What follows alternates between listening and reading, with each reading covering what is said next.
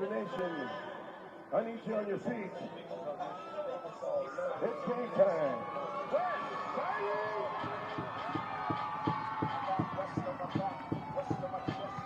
Make some noise for your West High Panthers.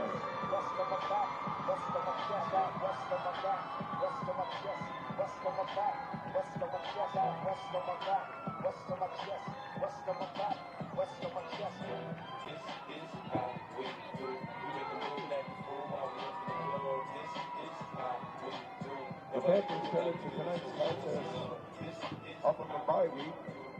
They're led by their head coach, Solovi Jr.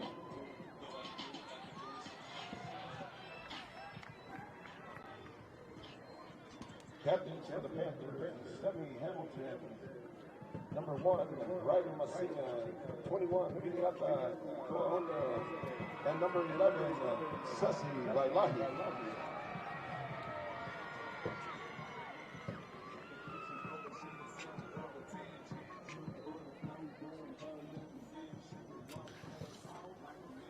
Aloha, good evening, everyone. And on this pleasant Friday night from Salt Lake City, Utah, we welcome you to KSL Sports Rewind's presentation of high school football. And from the Gene Plaga Stadium tonight, we welcome you to our presentation of West High Football KSL Sports Rewind, presented by Faustia Construction Utah.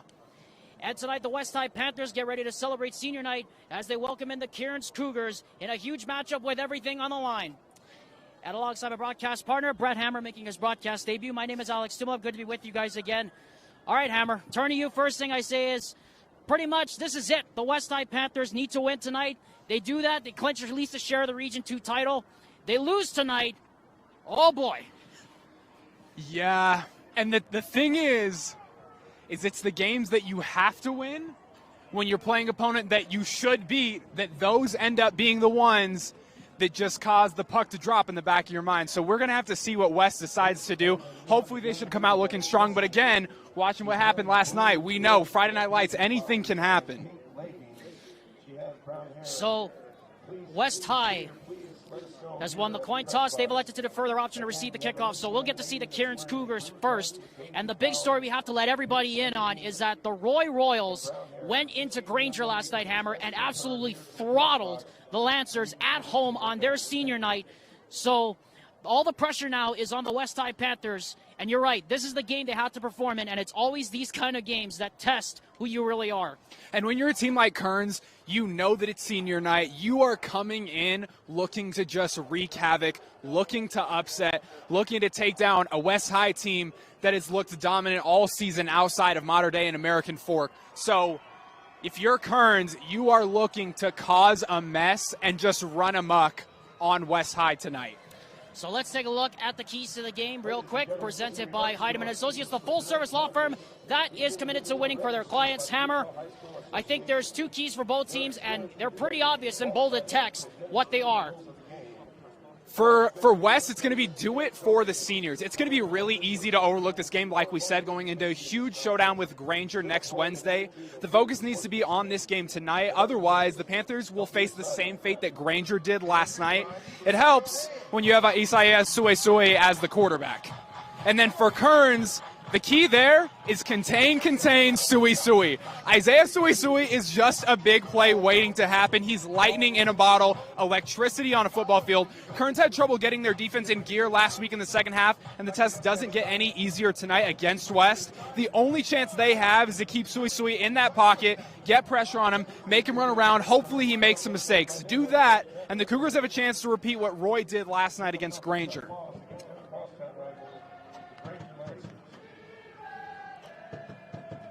It is the regular season home finale for West. Kearns, of course, is docked out in pink tonight for breast cancer awareness. And we hope you all are ready. This is the only game that we are carrying on the network tonight. So we invite you to settle back in and watch as West sends us away. Kickoff is taken inside the 5 and out to the 10, 15, 20. And getting dropped right at the 20 is Cody Barron. And the Cougars will take over right there.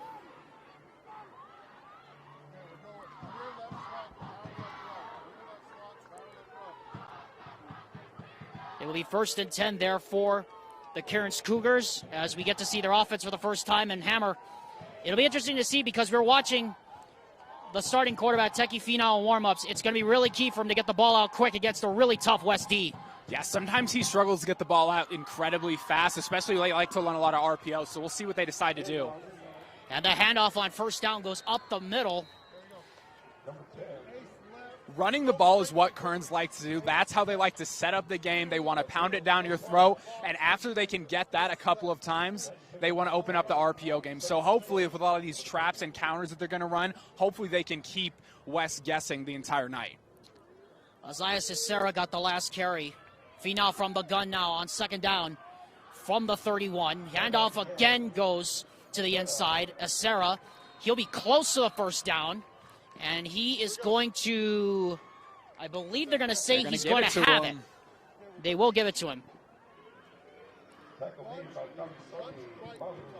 It'll be interesting to see because, Hammer, it's very tough to run against this West defense, but 2 carries there and a 1st down. Yeah, the scary thing about West is that a lot of times they only run 4 down, sometimes they only run 3 down, and they're still able to get a push at the line of scrimmage.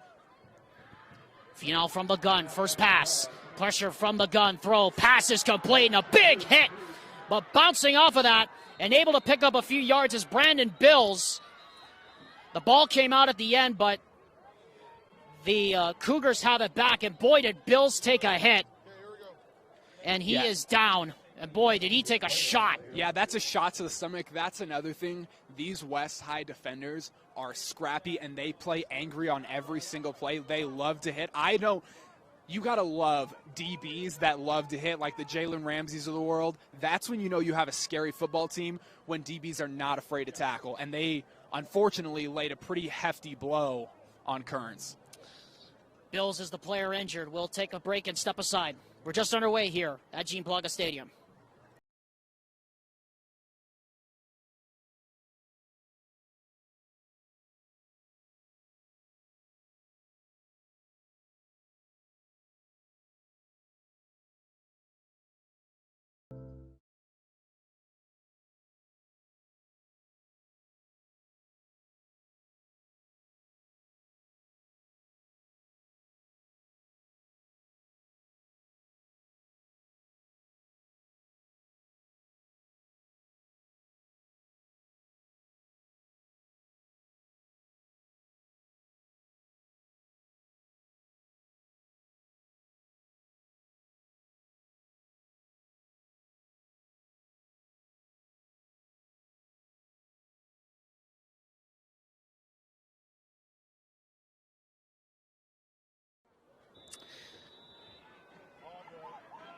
Injured player was actually Connor Sapoy, not Brandon Bills.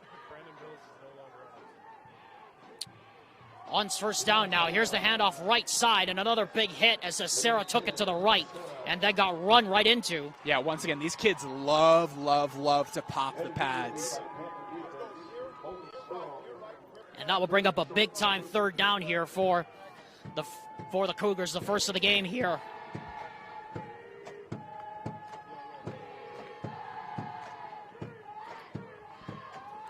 Third down and call it 4 from the 40. They need to get to about the 43-yard line. And it's going to be a handoff again to Cicera. And he's got a hole. He's at the 45 and gets all the way close to midfield. And that'll be another 1st down for Isaiah Cicera. And so far, the Kearns Cougars are proving that you can actually run the ball against this West defense. Yeah, they're loving these counters and these traps, and they're having guys that aren't supposed to be jumping holes they're not supposed to be into, and you have this misdirection that allows them to get 5 or 6 yards almost every single play. West has not allowed an offensive touchdown since September 9th against Roy. Out of the gun now, throwing on the run, and that pass is dropped in and out of the hands. Yeah, that's a dangerous throw to make. It was good, and it was accurate, but anytime you leave your receiver out like that when you're running around, that's most likely what's going to happen. You're going to leave him to get hit, and he's probably going to drop it. Taimane Brown was the one that laid the lick on the receiver. 2nd down and 10 from the 49.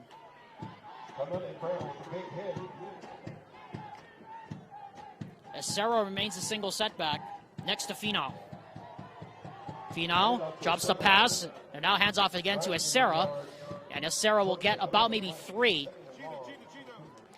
And that will bring up another third down here. And Hammer, I hate to be the bearer of some kind of news here, but do you think this is where you go for it early in the game? So if you're probably planning in this scenario, you're probably going to run the ball setting up a 4th down because you're not deep enough that it's worth punting or kicking a field goal. Finau back to pass, throws. It is just out of the reach of the intended receiver, Smith. It's honestly a great play call like there. I love the back shoulder fade. Sometimes you just don't make the throw. Capelli Smith, the intended receiver.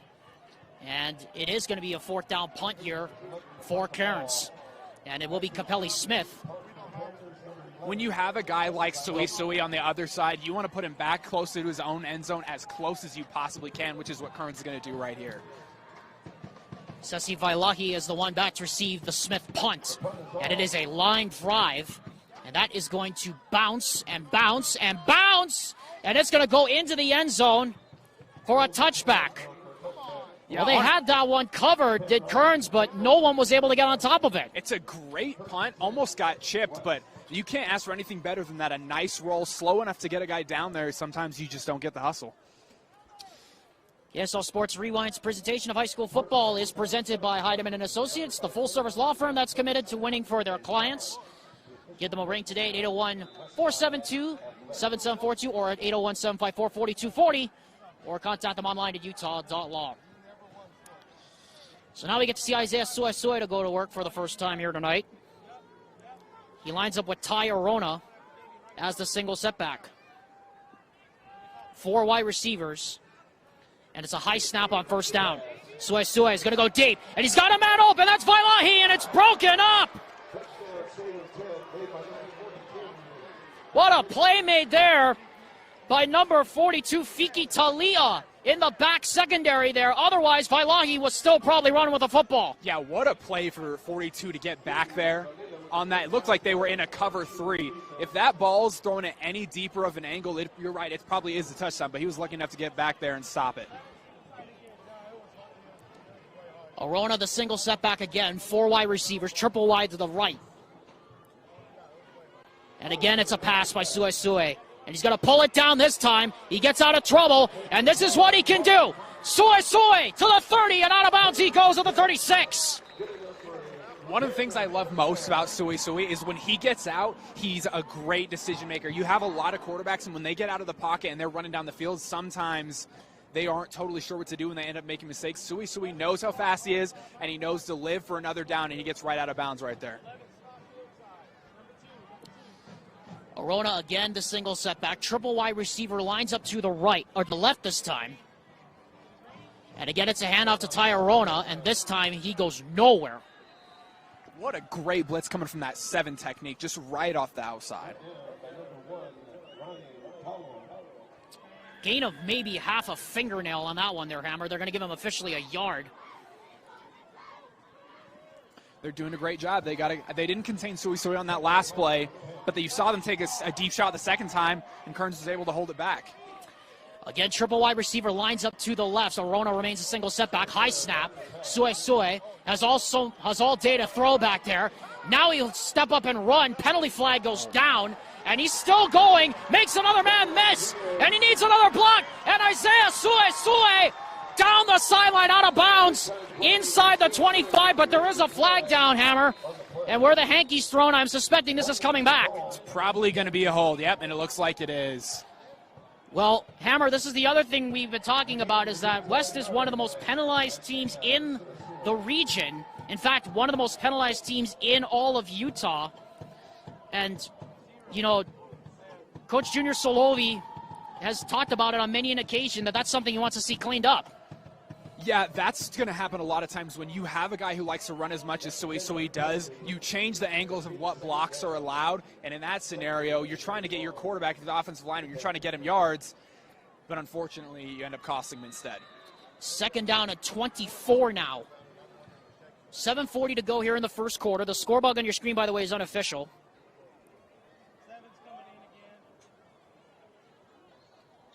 Play clock down to 13 here. Suesue has to see it. He does. He breaks the huddle.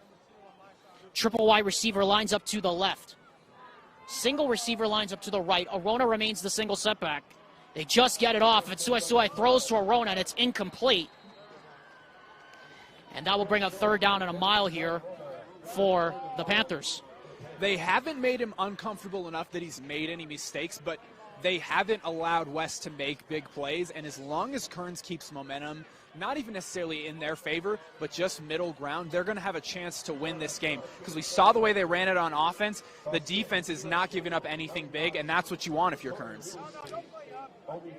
Third down and 24 now. Ball is at the 21. They need to get to the 46 for a first down. Suesue looking. Now he's going to step up. Tries to get out of the pocket. Penalty flag goes down again, and this time he is brought down. That is what we like to call a coverage sack. He had time, even though the D-line contained really well. They held him in the pocket, but he had nowhere to go with it. There's another flag down on this side as well, and it's going to be another holding against the Panthers. And it doesn't look like they're going to take the penalty, and they won't. So the penalty really did the Panthers in there, and the Cougars are now going to get the ball, at least with excellent field position off this punt here. Look, they're only rushing 4, and sometimes they're rushing 3 and spying on the third one. They're mixing coverages up and their calls on defense, and that's what's giving Suesue a little bit of trouble. Wailahi now to punt. Returner standing back on his 45. That's Capelli Smith, and it's a good one. And it's going to take a forward bounce. Smith thought about it, thought better of it, and it will die right at the 36-yard line. So that is a 44-yard punt and no return, net 44 there for Sessi Wailahi, and the Cougars will take over with relatively excellent field position. That has to give them some confidence, Hammer, knowing that you're able to stop and at least make Suesue play off his own mistakes there. Yeah, anytime you want to come and beat a team that maybe, according to the odds, should beat you, the number one thing you want to do is don't give up big plays and don't make mistakes. It was smart. Don't touch the punt. Just leave it where it is. Don't give them anything more than they need. Finau from the gun now on 1st and 10. Hands off. This is Fauatea, and Fauatea goes absolutely nowhere. Ryder Messina was the first one to contact him at the line of scrimmage there. And that's more like what we're used to seeing there from the West defense. Yeah, again, not even really a huge blitz, just getting home with 4 and setting the edge really well is what happened right there. Haven't seen Finau pass it a lot yet. Now they'll go back into the pistol. Reminiscent of the Chris Ault days at Nevada, Hall of Fame coach. Guy I grew up with, playing against for many years. And this is a running formation they like to run out of. And Fauatea is going to go absolutely nowhere, but there's a flag down on the other side of the field. And Capelli Smith, meanwhile, has his helmet off. And somebody's going to get penalized. It looks like Vili Tuaone is going to get a 15-yard penalty here for a personal foul, because Smith was in a dogfight basically with them, and then his helmet came flying off here near the 45 here, Hammer. Yeah, you talked about it. West is one of the most penalized teams in Utah, and as much as I love chippy DBs and guys that love to hit, sometimes that kind of chip on your shoulder attitude, hit everything attitude is going to end up costing you a lot of yards. And in the Taylorsville game, that is exactly. Taylorsville had an entire drive where they walked down the field on penalties alone. Roy back on September 9th, you're referring to that one. They basically just marched right down the field because of the hankies. Yep. And again, that's what deflates it. That's what moves momentum. That's what is going to keep Kearns in this game, honestly. So Capelli Smith gets to stay in because his helmet came off because of the actions of the defender. Again, a tight bunch formation to the left. Fauatea remains the single setback next to Finau. And I suspect it's going to be a run. It is to Fauatea, and he goes absolutely nowhere. My goodness, he got run over. Check that, it's a Sarah. Excuse me. And Khalil Lalfal, the senior, came right up and nailed him. Part of the issue when you want to be a dominant run team is everybody in the world knows exactly what's happening on first down. Mania Brown also came in and laid the lumber on him. It almost looked like they both came in, hammer from opposite sides, and nobody blocked them. Yeah, no, they looked like they came completely unblocked. But again, one of the things you want to do if you're a good run defense team is set that edge. 2nd down and 12. They lost 2 on the play. Now Finau's forced to pass. Pressure coming. Throws in the flat. That's complete to Fawatea. Makes a man miss. Makes another man miss. And he's going to get about maybe 6 yards on that one for the big boy. And now it's 3rd down and a little bit more manageable here for the Cougars. Yeah, you're right. He is a big boy. And the last thing, if you're a DB, the last thing you want to do is have to hit a fullback out in the flats after they've picked up momentum carrying that football. Not exactly a Noshawn Moreno built type of guy as Kaimani Fawatea, but certainly reminds you of that. 3rd down now. Here's a handoff to him, and he is not going to get there. Not even going to be close. Taimane Brown knocks him down in the backfield, and again it's 4th down, and it's decision time here for head coach Matt Rickards, and he's going to bring the punt unit again.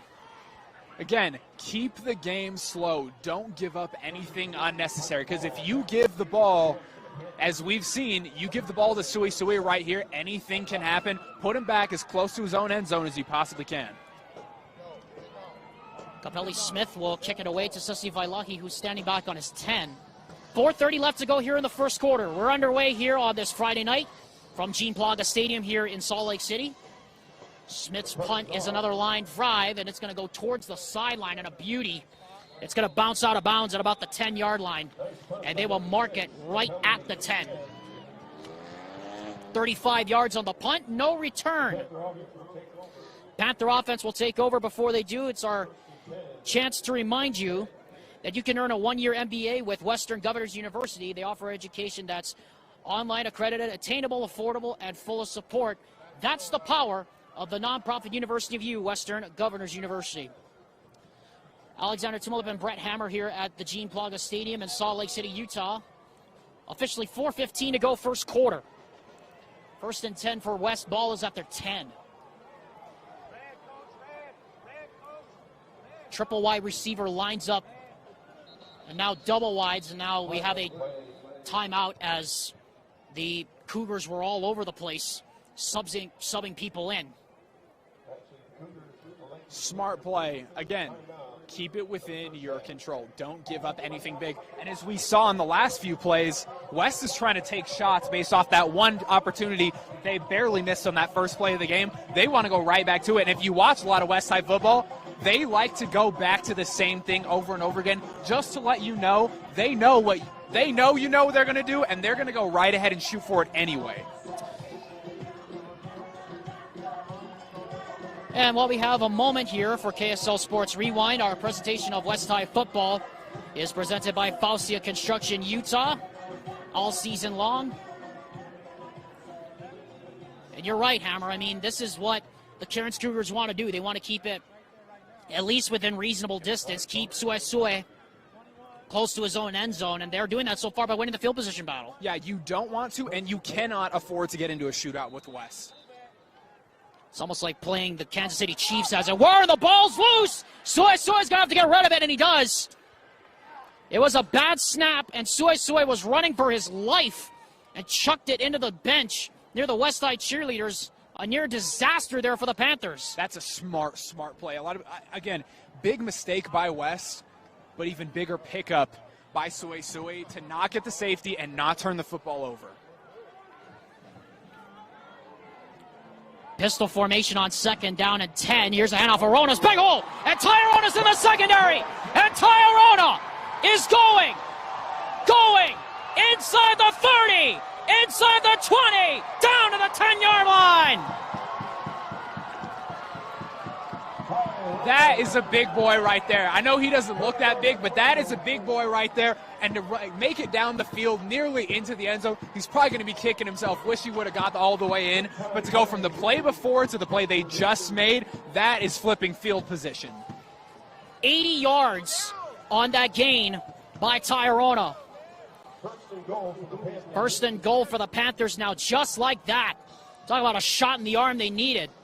And now Sue gives it right back to him, and Arona to the 5 and in!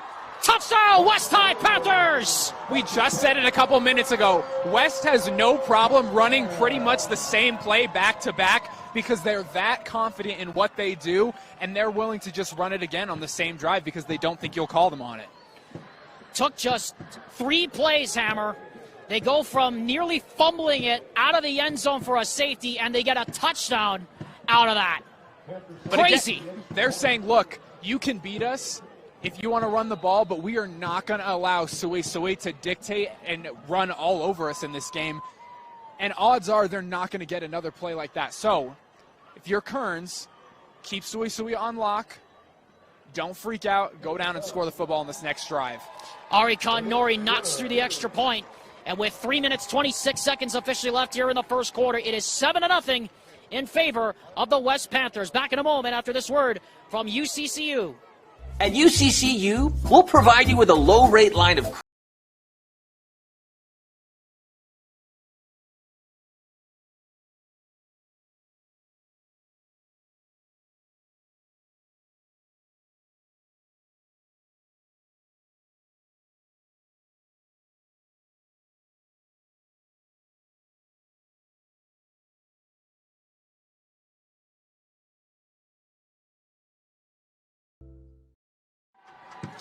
Well, behind an 80-yard run by Tyrona, he finishes off the drive with a 10-yard touchdown run. It is 7-0 in favor of the West High Panthers here as West High football presented by Falsia Construction Utah.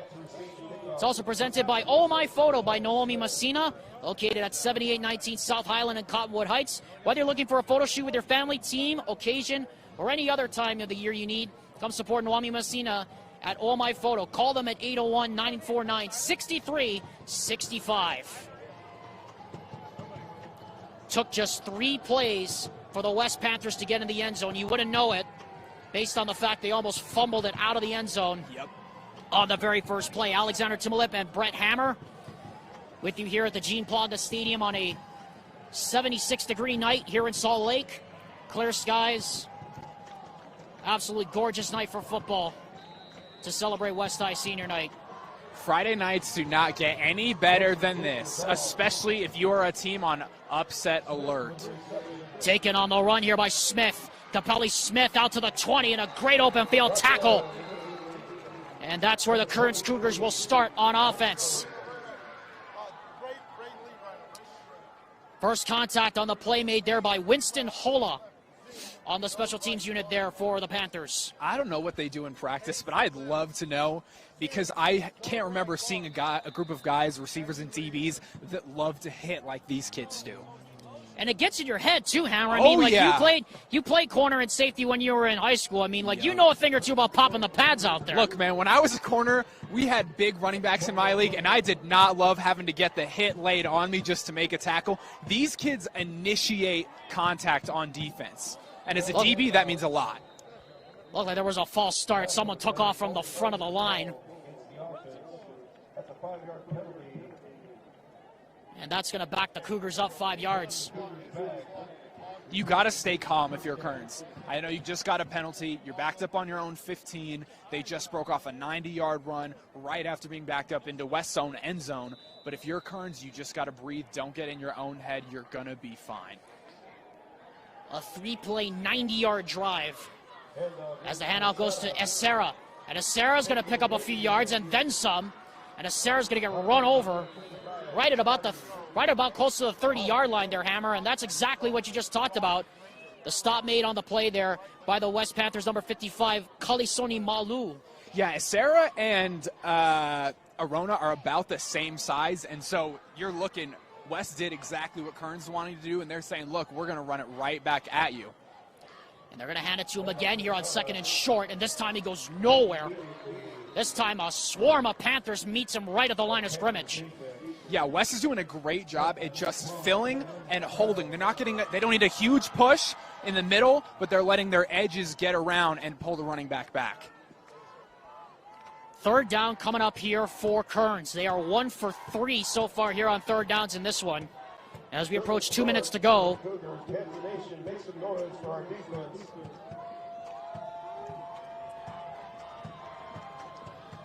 On 3rd down and 2, handoff goes to Acera, and he has got it.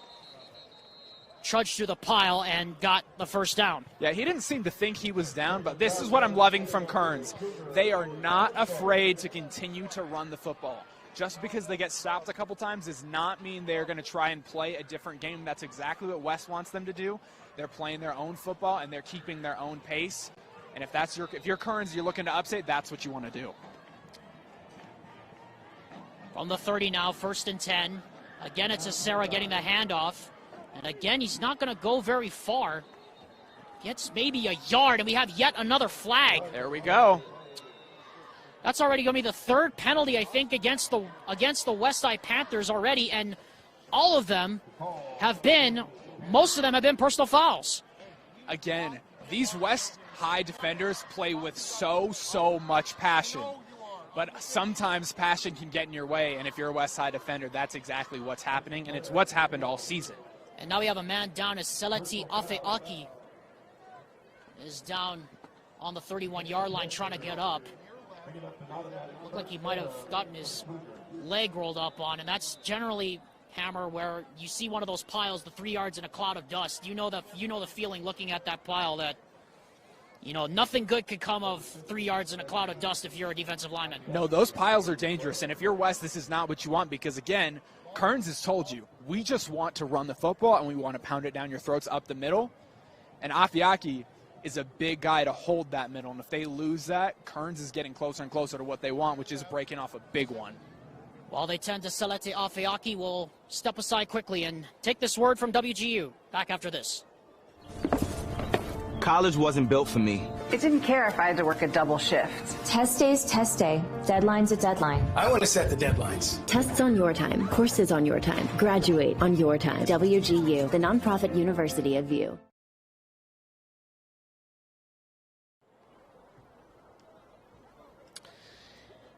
Well, they continue to tend to Seleti Afeaki on the far sideline. I want to remind you of the availability of the KSL Sports Rewind Red Zone that's currently going on KSLsports.com and also streaming live on the KSL Sports, or KSL TV app rather, and the simulcast on the radio on 97.5 FM and 1280 AM The Zone. Alexander Timothy, Brett Hammer with you here at Gene Plaga Stadium. Will step aside once again while they tend to Seleti Afeaki.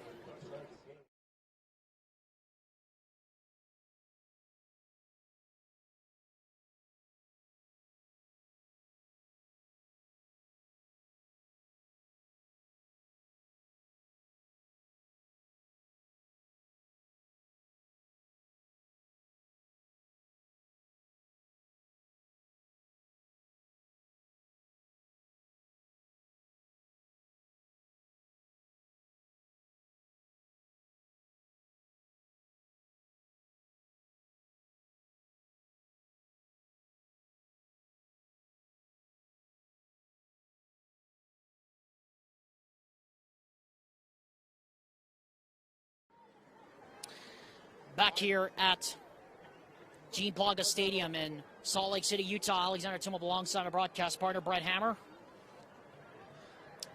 7-0 is our score between West and Kearns on this West High Senior Night, presented by Faustia Construction Utah, which is also presented by Intermountain Fire Protection. Can we give a big shout out to these guys carrying Afeaki off the field? Do you squat enough, Alex, that you can carry him off the field?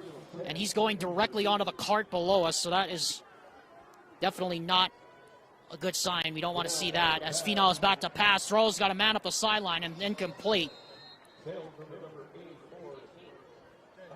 West had a nice blitz dialed up, which unfortunately led the receiver to not even knowing the ball was coming, and he was overthrown.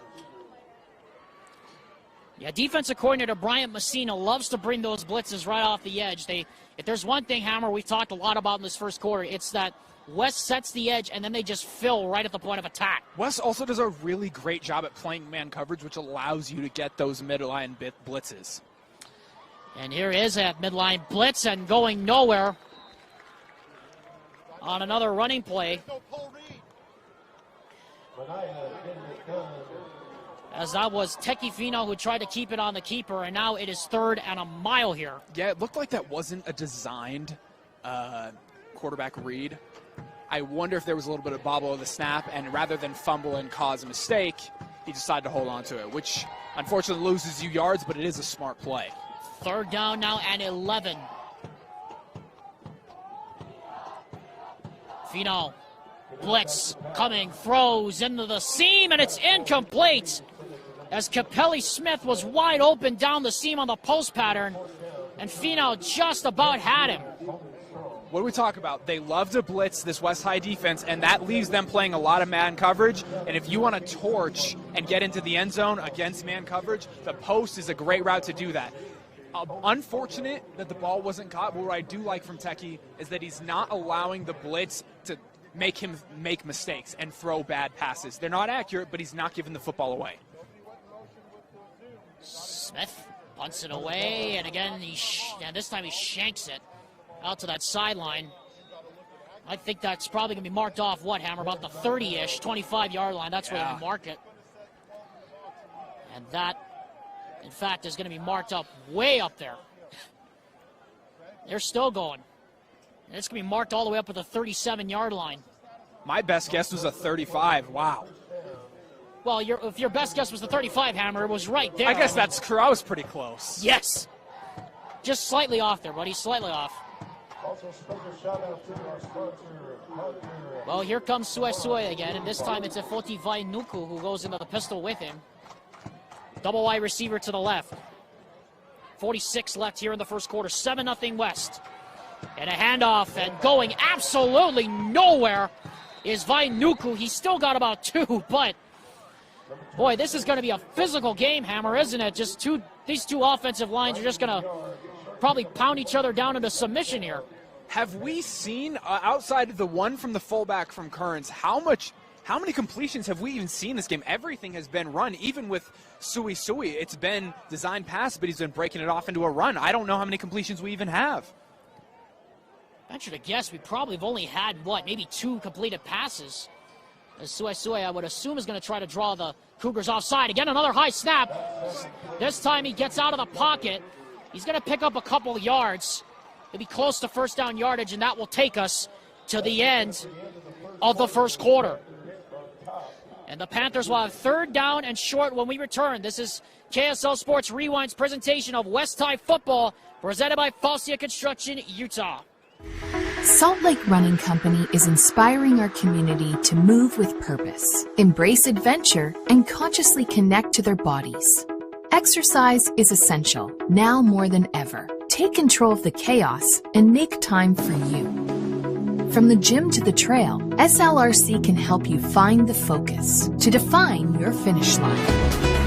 Visit one of our 5 locations along the Wasatch Front or shop online at slrc.com. Hey, if you own a business that accepts payment by credit cards, come work with National Card Payments. They are a locally owned credit card processing company that has over 22 years of experience. Get a free quote and see how much they can help you. They love to support the Salt Lake City community and are offering a $100 Visa gift card for any business that signs up for their merchant services this season. Find out how much they can save your company on your credit card processing fees by calling or texting today at 801-923-8125. National Card Payments, the company that cares. Alexander Timop alongside Brett Hammer. Welcome back to Gene Plaga Stadium. 7-0 West as we're set to start the second quarter. What's been a physical slugfest between these two squads. Yeah, these are things that don't show up on this. These are things that don't show up on the stat sheet, but that's twice now. Isaiah Sui has gotten them out of a bad situation and turned it to a no game instead of a negative one. So now quickly back to the line. Here's Efoti Vainuku again. And Vainuku gets about maybe 4. First contact on the play made there by number 1, Ryan Talo. Again, that up-tempo offense we've seen all year long. A screen out to the side. Here's Vailahi. Vailahi needs to make a man miss. He does. He breaks free. Vailahi. Aloha. Hello, end zone. Touchdown, West Panthers. Yeah, that's what we like to call a nice little wiggle stick. Gets it out in space and steps the right way to move the defense to open up a hole for him to dip between two defenders, take it to the outside, and then that's just track speed making it to the end zone. Nothing more than that. 48-yard touchdown catch and run, or rather a 52-yard catch and run by Sessi Vailahi. Ari Katanori's extra point is good. And just like that, West up 14-0 as we are just barely off and running here in the second quarter.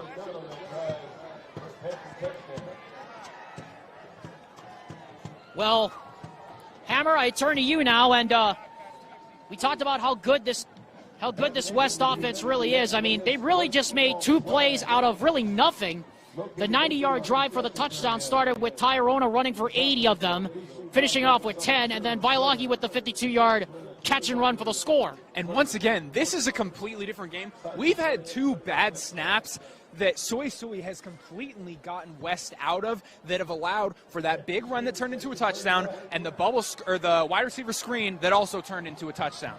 So, yeah, West might not be clicking on all cylinders, but Sui, that's what you want from your quarterback, is to make up from your deficiencies and to keep you ahead in a game you should be leading, and they are. Ari Katanori getting set to kick off. From the 40 now. 11:16 left in the first half. 14-0 is our score in favor of the West Panthers.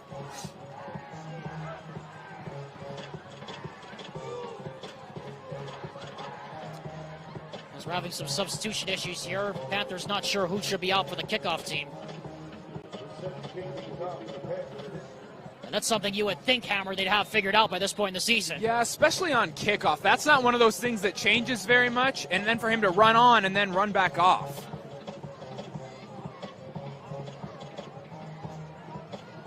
But now they only have 10 guys on the field, so he's going to come back on again.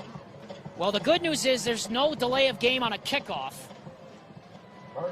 as Katanori's kickoff is a line drive that will go out of bounds. Perfect. And that is going to put the Cougars at the 35-yard line.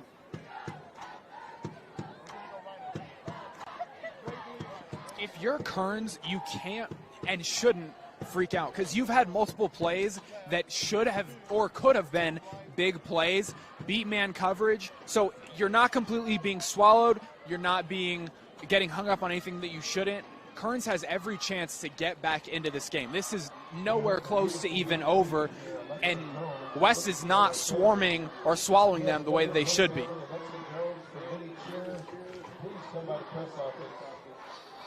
So the Cougars will take over on the 35 following the kickoff out of bounds. And goes in motion to the right. Finau looking, throws the screen. That's complete to Smith. And Smith is going to get buried. He gets maybe a half a yard forward progress. But again, that play was just too slow in developing there, Hammer. Yeah, and you had a wide receiver out on the edge. I think it was 84 that looked like he missed a block. And then from there, you're just trying to play jump cut to try and get around those one-on-one tackles, and it's hard. Smith now lines up with the slot to the left. And the handoff goes to Acera, and Acera squirts through a hole. And he gets to about the 42-yard line, and that's going to bring up another third down, but it'll be third and manageable here. This is a big third down. It is a big third down. You're close to the 50. I wonder if they run it here again to set up 4th and short, or if they think that they'll just get it right off the bat. We'll see. They're in trips left, so let's see if they get out of an obvious rundown and get this thing out to the edge. And it looks like they are. Finau gets hit as he throws up the sideline, and the pass is incomplete. And meanwhile, behind the play, Finau is down, and he took a shot from Taimane Brown. That's the thing you love as a DB. You just get shot out of cannon, and you have free range to go pop the quarterback. Unfortunately, the quarterback does not love it as much as Techie is not loving that hit. So another punt, as the Cougars are not able to take advantage of the field position here, and they'll go 3 and out. They're set up to put the ball back. Smith to punt. Vailaki back to get it at about the 25. Good snap this time. Smith gets it away. It's a great kick. And Vailaki's going to bobble it on the sideline. And he's going to get outside the 10. Needs some friends. And he's going to get popped right at the 15-yard line. So that is going to be first down for the West Panthers. And meanwhile, we have a man slow getting up for the Cougars in what's already been a very physical game here so far. And this does not look good. No, you just got to expect when you come into play West, whether you play on defense, whether you play on offense, the next day you should expect to be sore and be tired. Because, again, every single person on this team, there's not a position group on this team that doesn't love and isn't passionate about initiating contact. KSL Sports Rewind's coverage of high school football continues next week Wednesday as Alex Amrine and I return for a Wednesday game as Timpanogos faces off against undefeated Stansbury. Kickoff is set for next Wednesday, 7 p.m., only on KSLSports.com. It may not be a Friday night, but there is no place to experience high school football like KSL Sports Rewind. Meanwhile, it's me and Brett Hammer here tonight at Gene Plaga Stadium, 14-0 in favor of West. What has been a physical game between these two squads, with the West Panthers going for at least a share of the Region 2 title on the line tonight. Suesue in the gun. Another high snap. And again, he looks to his left and just chucks it into the bench. How many times have we seen that tonight? I can't remember a quarterback that in the first half of a football game, let alone a game together, has gotten a team out of that many bad snaps. Because when you watch it on Sundays and you watch it on Saturdays, you see a bad snap, it's a guaranteed 10-yard gain. But Suesue is smart enough to not only get rid of the ball, but you see he's locating a receiver before he does it so that he's not being flagged with intentional grounding. That's at least 3 or 4 times he's gotten himself out of that here tonight. Second down and long, Suesue. Now the screen, gets off a block, and a man miss on the sideline. Vailaki tries to cut back to the middle, and he gets to about the 22-yard line, pickup of close to 7 or 8. And that'll bring a third down here for the Panthers. Look, if you're a DB, if you're a young kid playing DB, the number one thing you have to know is you always set the edge. Always, always set the edge, especially on a screen like that. And another high snap. Suesue is going to get the first down, though. Jeez. Well, if it wasn't a quarterback draw, he turned it into one. And once again, there should be a stat for just how many times Isaiah Suesue takes a mistake and turns it into a play. I think we probably would run out of numbers to count on by the time we get it all said and done there, Hammer. Another almost high snap, Suesue to pass. Now rolls up the sideline, throws, he's got Vailaki, and he's got it at the 45-yard line. What a throw and catch there between quarterback and receiver, and another big pickup there at 27. I almost wanted to say it was a good play because Suesue had a receiver streaking down here by the 50, 45-yard line. Smart enough to not throw that, get out the edge, set his feet, and make a play that worked. Another high snap. Arona gets the handoff this time, and he gets met after a pickup of maybe 2. A couple there on the pickup as they're quickly back to the line here. First contact for the Cougars was made by Joe Katoa. Look, the Cougars are making West work for it. They're not rolling over. They're doing a great job of keeping the game in control and containing Suesue to not let him just take momentum over. Yeah, this has to be frustrating for Coach Junior Solovi so far to see that these Cougars are, in fact, putting up, as we thought, putting up a fight here tonight. Suesue on second down, throws. That is complete. That's Staten Havili. And Havili's got a first down at the 42-yard line. Another first down completion on another short pass play. Yeah, so Cougars are in a cover 3 right there, and they're dropping back, so they have a deeper flat, which means everything underneath, especially any kind of bubble or any kind of out route, is going to be open. Havili once again goes to the right side. Vailaki remains out, at least on this play. Arona remains in the backfield. They give it to him. Rather, it's Suesue, the keeper, and he tripped on the turf monster about the 41-yard line, and he had a lane to run right through there. Yeah, Cougars definitely can send a big prayer up to the turf monster on that one, because you can say, oh, well, we had defenders there, but Sui Sui is a two-hit guy. You're not taking him down on that first shot to the legs because he'll run through it. From the 40, first down or second down and 8. Here's a handoff of Rona. He'll pick up about maybe 4.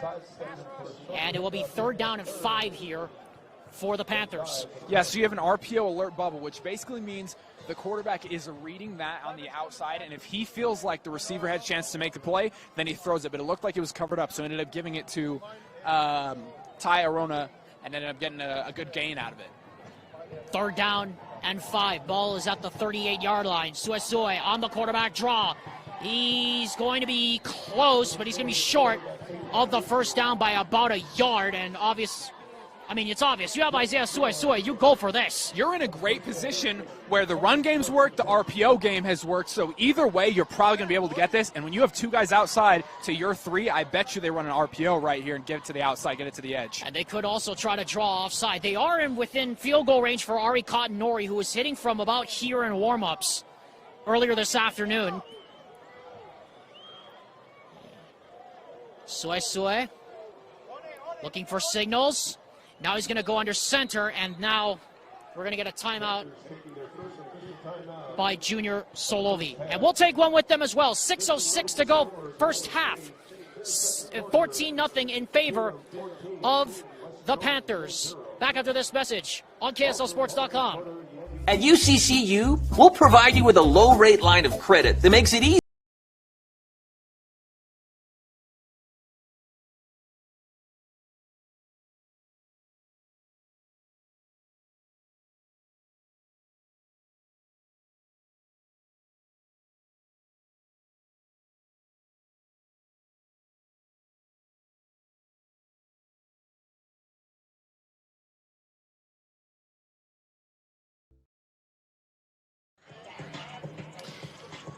Welcome back to KSL Sports Rewind's presentation of West High Football, presented by Falsia Construction, Utah. Alexander Timolet, Brett Hammer here for a big 4th and 1. As the West Panthers, as I called it, they're going into the I formation here on 4th down and 1. Yeah, there's no secret about what they're going to try and do right here. Should be. You're right. Should be. It's a fullback dive, and they're going to get it, but barely. And I mean barely. That was close. Very. You don't get much closer than that, Hammer. No, and one of the other things that West is doing is they're running a pretty quick tempo offense. They're not giving the Cougars a lot of times to get set and figure out what's going on. So first down now, first 4th down conversion of the night for the Panthers as we are inside of 6 minutes to go here in the quarter. Looking, throwing is Suesue. That's complete to Vailahi. And Vailahi gets out on the edge. And he gets maybe 5 yards on that screenplay. They're going to that a lot here. Yeah, that's the same play that Vailahi scored on. The exact same play. The difference is last time the Cougars were in man, and this time they were in a cover 3. So them being in those zones allowed to be mixed up and stop it for only 5-yard gain.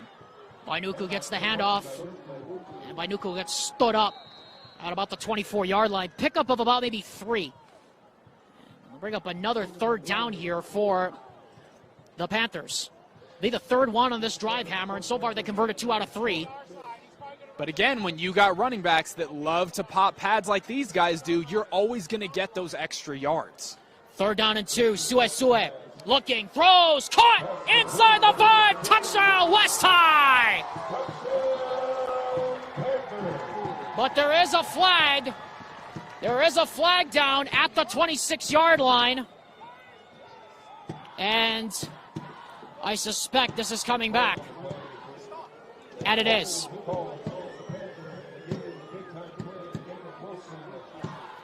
So the touchdown by Jacob Wilson wiped off the board because of yet another penalty, the 4th one of the half for the West High Panthers. And now this is going to get really interesting because now you're in third and long instead of 3rd and 2. Normally I'd say you go to get into field goal range here. But again, when you got Suesue and Vailahi who can make huge plays, that's not a guarantee to go to field goal right now. You can get this. Third down and now long from close to the 40. They're going to screen it, and the pass is incomplete right through the hands of Maya Brown. And for the first time tonight, I believe we are going to see the West punting unit, which would be a rarity, Brett Hammer. I mean, I don't think there have been many times this year where Junior Solovi sent out the punt unit, but this also might be a situation where you might try a pooch kick here. Yeah, I feel like ever since the kick six between Alabama and Auburn, nobody ever wants to kick anything that they guarantee they can't hit, because field goal kick coverage is not good enough to stop a return. And so in this case, you think that your kicker probably can hit from here. We saw him in pregame. We saw him hitting from just about this spot. He had enough room that if he needed a couple extra yards, he could make it. But again, the fact that they're punting here lets you know that the West Panthers are not as confident that they can lay the beat down and that they're going to be as dominant against the Cougars as they usually are. They are feeling this a little bit, and they're showing you that right here. Right, because as we talked about, Hammer, coming into this game, Granger got routed by Roy last night in an upset. So the pressure's on the Panthers. I mean, we've been talking about it all night. We can talk about it till we're blue in the face. The Panthers win this game. They win a share at least of the region title. And if they don't, the whole can of worms gets opened. Obviously, if you're the Cougars, best case scenario is you get one touchdown going into the half. But to me, even if it's 14-0 going into the half, it's what's expected, right? And right. If you're West, you're expecting that you're going to have a huge gain, and going into the half. But if you're only up 14-0, you start to feel that a little bit, especially when, again, like you said, we consider what happened last night. So Sue does look like he's going to pooch punt it. But it's a high snap. He's going to throw, and throws it over the middle. The pass is incomplete. Intended for Jacob Wilson. And just like that, it's going to be Kearns who takes over at the 36. These receivers for West are doing an incredible job at not only running their routes, but running them in a way that lines up and beats the coverage that they're in. And then Sui is doing a great job of putting the ball just a little bit of a touch just to put over the guys who are in coverage and drop it into those zones. Another missed.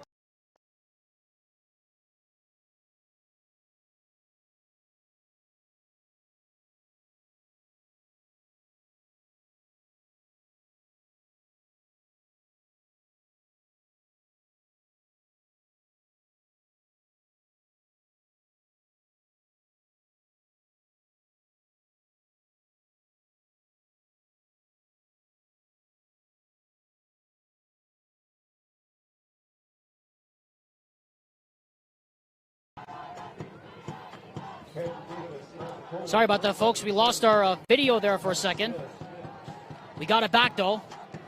Capelli Smith was stopped for no gain on the end-around play, the double reverse end-around. Under 4 minutes now to go. Throw is incomplete, and again, it's off the hands of Capelli Smith, and that's one, Hammer, he probably should have caught. I don't think we've seen, and again, I wish we had stats for this, but I don't think we've seen a single completion of over where the ball has traveled over 5 yards. Every completion we've seen has either been off a bubble screen, a wide receiver screen, or it's been dropped if it's been any deeper than that. 3 3/4 minutes to go. 14-0 West. Blitz showing, and here they come. Finau throws up the seam into coverage again. It's incomplete, and a late flag comes in from the back. And I'm not sure about this one, Hammer. Yeah, I'm not sure about that one either. If the receiver can see it and is going to make a play for it, then I think you can argue that it's face guarding. But to me, it didn't look like the receiver even knew where the football was. So to call it pass interference, insinuating that the receiver was going to make a play on the football, I just don't think that's accurate. But again, when you're the most penalized team in Utah, yes, the refs are looking to see that, and you give it to them when you do things like that. Gerardo Alcantara was the intended receiver, the tight end going up the seam, but was blanketed, and eventually it results in a penalty and a first down. The third first down by penalty here for West, penalty here for the Cougars rather here in the first half. And we have yet another flag, theme of the night, and this time it's a false start. So that last set of downs, you saw West was sending the house, sending the blitz, and then the last time they had a mid-blitz lined up and they dropped out of it and dropped back into coverage. But here on this first down right here, West was not going to send a blitz at all. Again, there's little signs that show you West is feeling this a little bit, and we've had Cougar receivers get open, possibly able to get 15-yard gains, and they're not, but they are putting a little bit of fear in West. Handoff goes to Falatea, and he gets nailed right at the line of scrimmage. Not much room there.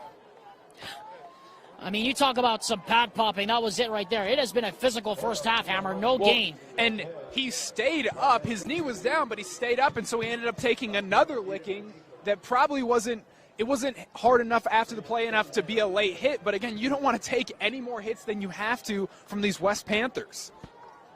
Second down and a mile now. No gain on that one. 15 officially from the 46. Smith comes in motion. Final. Blitz coming off the edge. Again, he gets hit as he throws, and it's incomplete again. And there was nowhere to go on that one. Intended receiver Marley Seol there. And it's third down and 15. You would think that we were playing in some kind of rain or snow or weather that made it so that these passes can't be caught, because that's when you run a lot of bubbles and a lot of flat and out routes is when the weather is bad, but it's just the quarterbacks have been unable to connect deep today. It's not a full moon, I can tell you that for sure. It's a waxing gibbous off to our far side. Now third down and long. Final throws, and it's incomplete! Oh, goodness gracious me. I mean, you talk about being so open. Connor Sapoy was so wide open, he dropped that right out of his hands. So what starts to happen when you play receiver is it's just like shooting a basketball. You got to get in a groove of when the ball touches your hand, it feels comfortable, and you don't even think about it. It's like shooting a free throw. The issue happens when you see a lot of balls hit the ground, when you see the ball bounce off hands, it just immediately you start to think about it. Again, like shooting a free throw, you start to overthink it, and even when you're incredibly wide open, you drop passes like we saw right there. Been the theme of the night, a lot of those passes. Smith with a rugby-style punt. Vailaki takes it on the 20. 30. 40. And out of bounds at the 43-yard line he goes. 23 yards on the return. And that will set up the Panthers with great field position with 2:39 to go. And if there was ever a time they need to get in the end zone, they need to do it right now. I want to say that I'm going to call it, but I'm not going to. But please don't. If you are the Cougars, what you're hoping for right now, because what have we seen from West a lot? We've seen a lot of these high snaps, and every single one has gone Sui Sui's way. What you're hoping for right now is that you actually end up picking one of these up, and you are in the red zone to score a touchdown going into half. And again, another high snap, theme of the night, but it's Vailaki on the jet sweep on the left side. Don't let him to get off the edge, though. He'll get about maybe 5. And that, again, another high snap, and again, it's going the way of the Panthers here. Look, if you can't get the ball out deep, which we've seen both teams struggle to do, then get it to your guys in space. It's the most simple way to pick up yards. Just get it right to your guys in space, and especially when your guy is Vailaki and that kid has actual track speed. That's an understatement. Arona goes into the pistol now on second down and 5. And again, another high snap. And Sui Sui this time is going to eat it in the backfield. And that time, you called it there. Another high snap, and this time, they got home. If you're West, you've got to keep that under control, because you can only take so many of these before one of them turns into a turnover. The game clock is not starting here inside the stadium.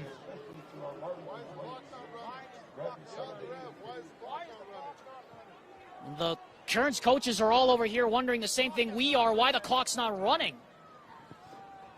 That's happened several times tonight, Hammer, where the clock is just not started. Or it's been stopped at really bad times. It is unfortunate, but if you're Kearns right here, you have them in third and long. The more time on the clock, the better, because you need points going into half. Again, I don't think it would be the worst thing in the world if you go in 14-0, but you need points going into half.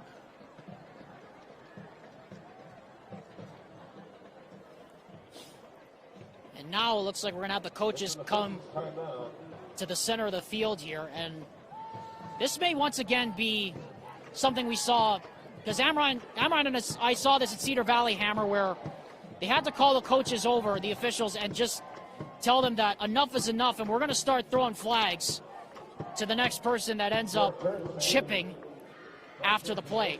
Yeah, we saw 62, the offensive guard, I believe, chipping with one of these DBs downfield on the play before.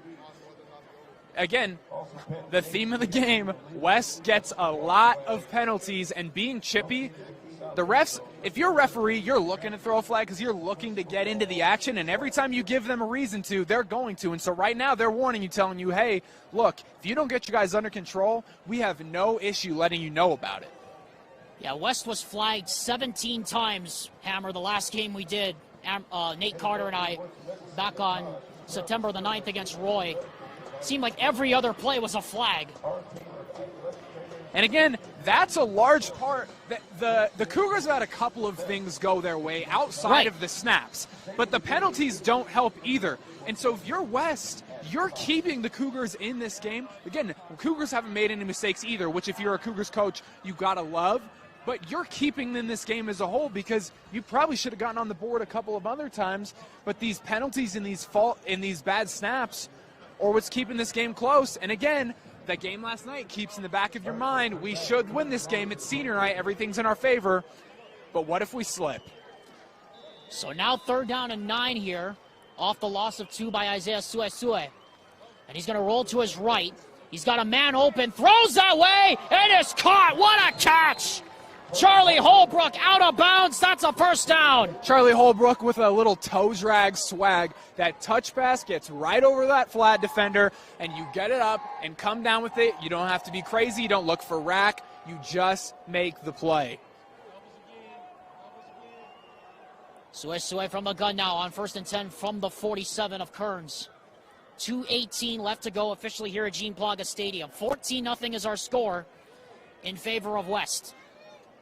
Not been the most dominant first half for the Panthers, but they are making the most of their opportunities when they have them. Another high snap. Suesue throws deep into coverage. Picked off! Intended for Holbrook. It was picked off and knocked out of bounds close to midfield. Exactly what the doctor ordered for the Kearns Cougars. Riddick Saul with the interception. Suesue can only make so plays. He is, as much as we like to think he's superhuman, he is human. And as many times as he can make saves on these high snaps, oftentimes he's running around so much that you don't see every single guy on the field. And in this cover 3, you had a guy right over top on that fade route and ended up with a pick. Just the 7th interception thrown on the year by Isaiah Suesue. That's saying something for how good he's been this year. And now Kearns with a massive opportunity here just before the half. Finau in the gun. Blitz coming on 1st and 10. Blitz coming and he goes down! No! Ty Emi!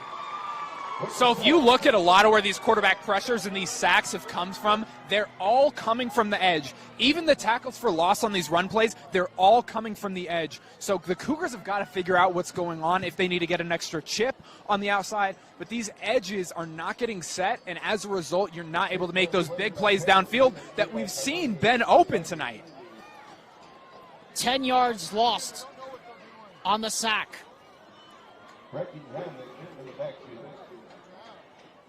Triple wide receiver lines up to the left. Finau wasn't ready for the snap, and the screen pass is blown up. Winston Mahal with the stop there, and now it is 3rd and a mile. Not exactly what you want here if you're Kearns. No, and you're in a situation where if you're Kearns, you're probably not going to get this where it's sitting about like 3rd and 20. So if you're Kearns, what you want to do is run this clock out. You don't want to give the West Panthers any shot to score again before you go into half. Just save it where it is right now. And 1 timeout is left for Junior Solovi, so you would think if it's a running play, Hammer, they will get that as Finau is forced to eat it. That actually works out in the end because Kearns Kearns did not give it away inside the red zone. And Junior Solovi will indeed use that last timeout with 1:11 to go. It looks like the morale on this Cougar team is a little bit low, because when you have a disconnect like that where a linemen aren't even set and the center's snapping it anyway and then the quarterback's not ready for it at all, everybody's out of sync, everybody's out of sorts. And to be honest with you, I thought we would see a lost snap from Suisui before I saw it from Teki. So Vailahi will be back to receive the punt again. So after the interception by Saul, not able to do anything with it.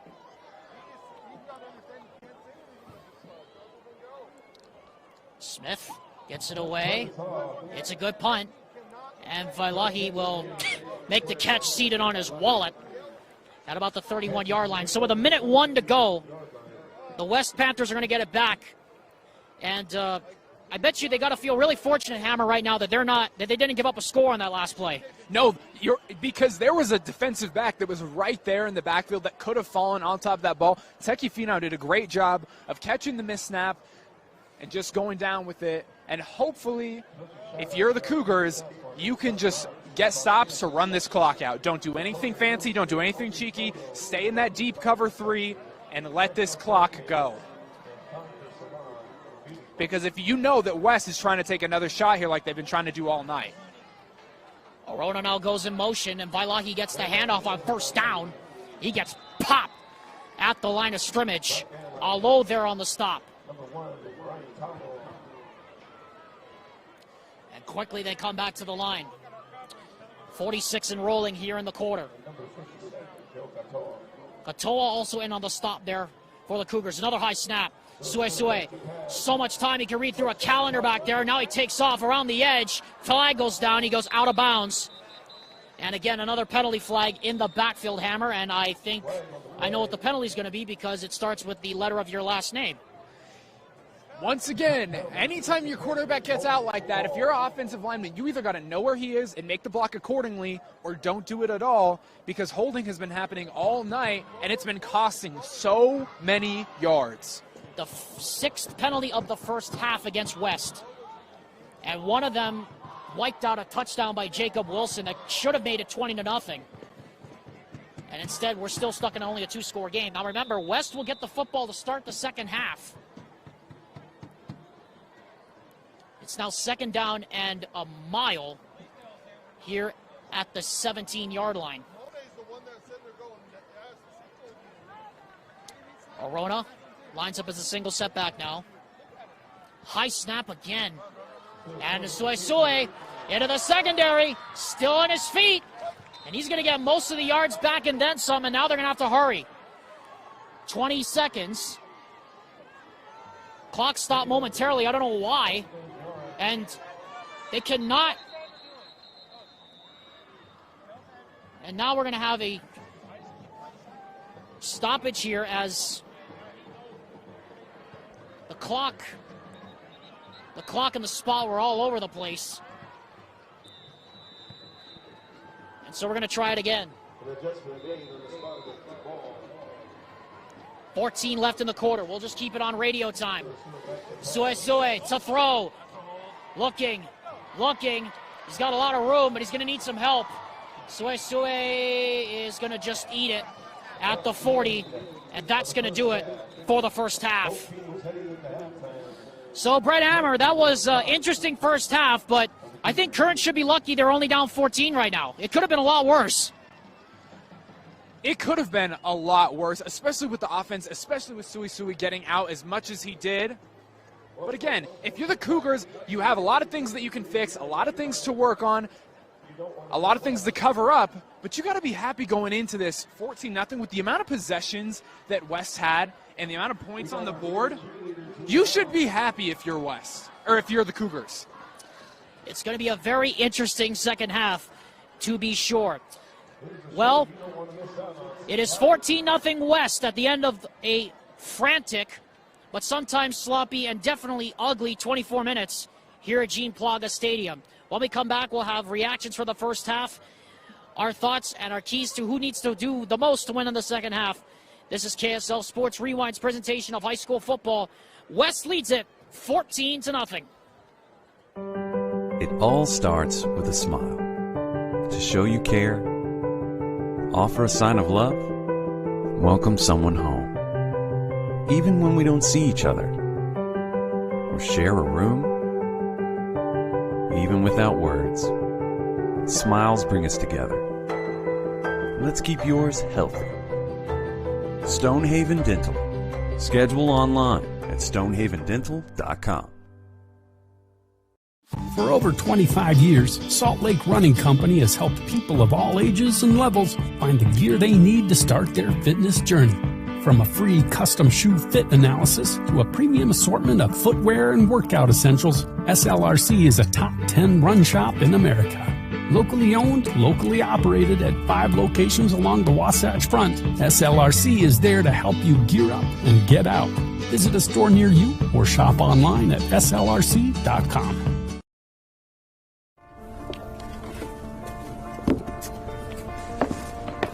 College wasn't built for me. It didn't care if I had to work a double shift. Or if my kid had a fever. Deadline's a deadline. I want to set the deadlines. I want to take tests when I'm ready. I want to take courses on my time. And speed up when I know my stuff. I want a university that cares about me. Tests on your time, courses on your time, graduate on your time. WGU, the nonprofit university of you. At UCCU, we'll provide you with a low-rate line of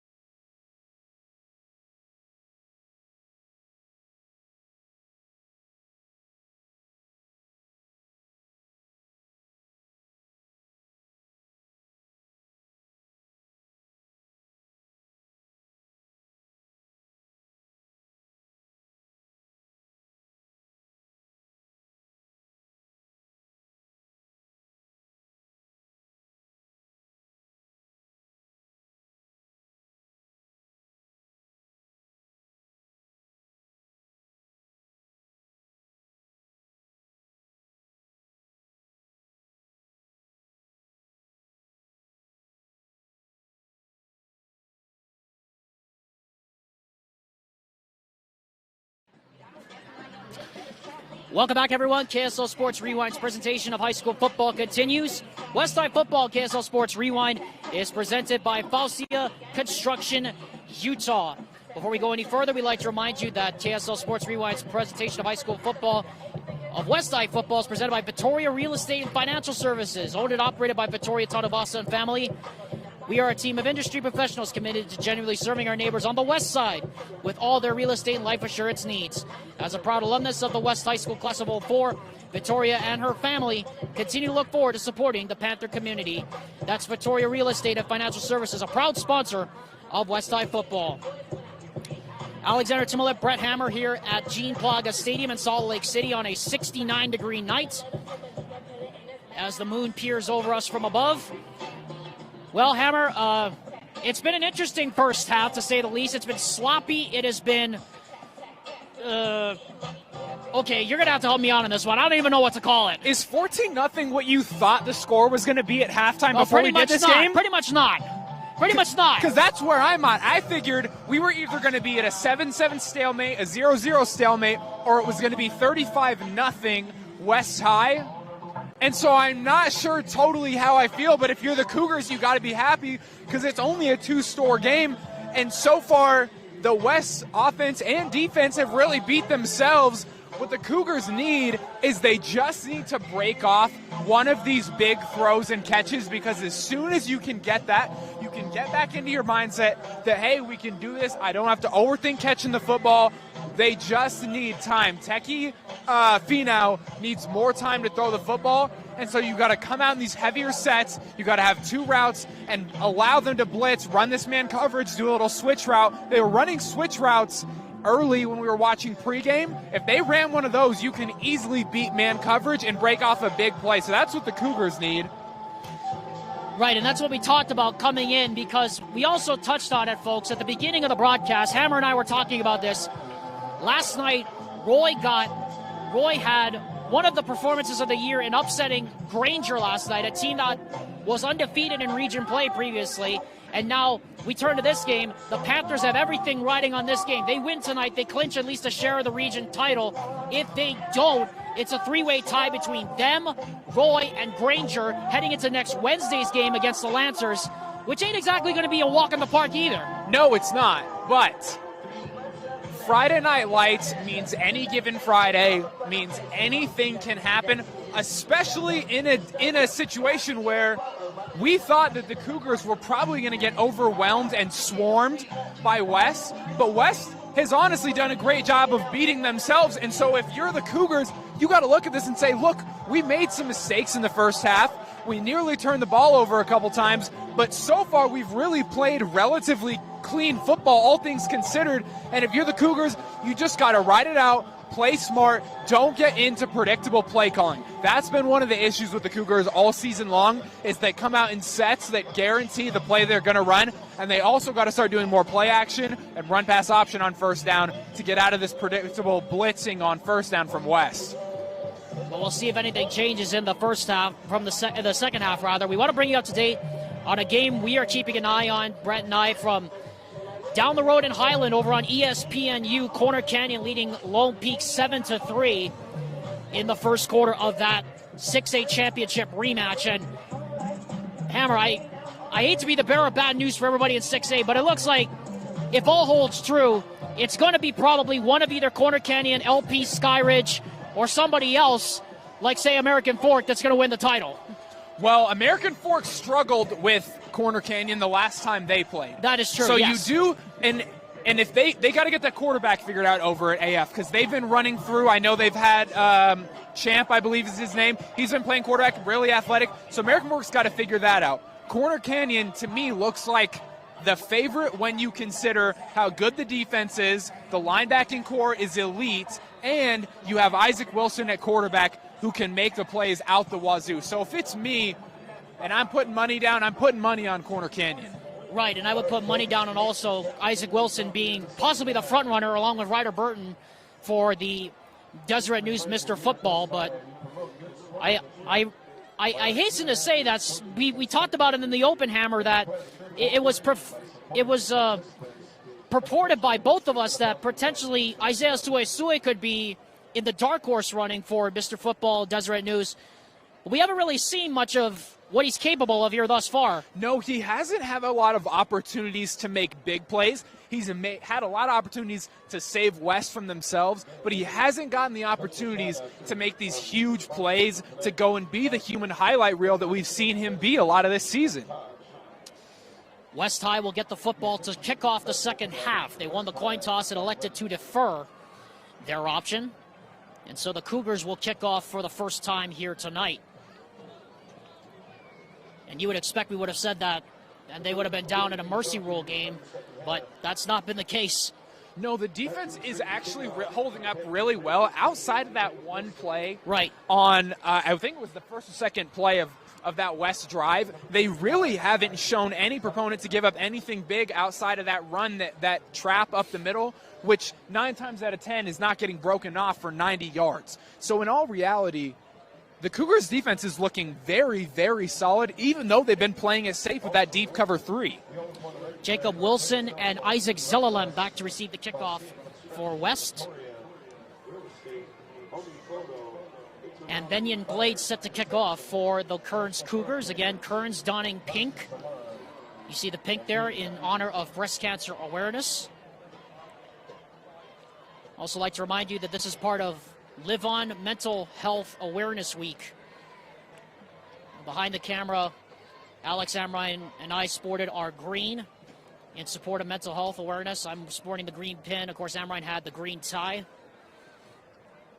And Brett Hammer sporting a dark green sweater tonight as part of his support for mental awareness. We are proud to support the Live On initiative to protect and raise awareness about mental health issues in Utah.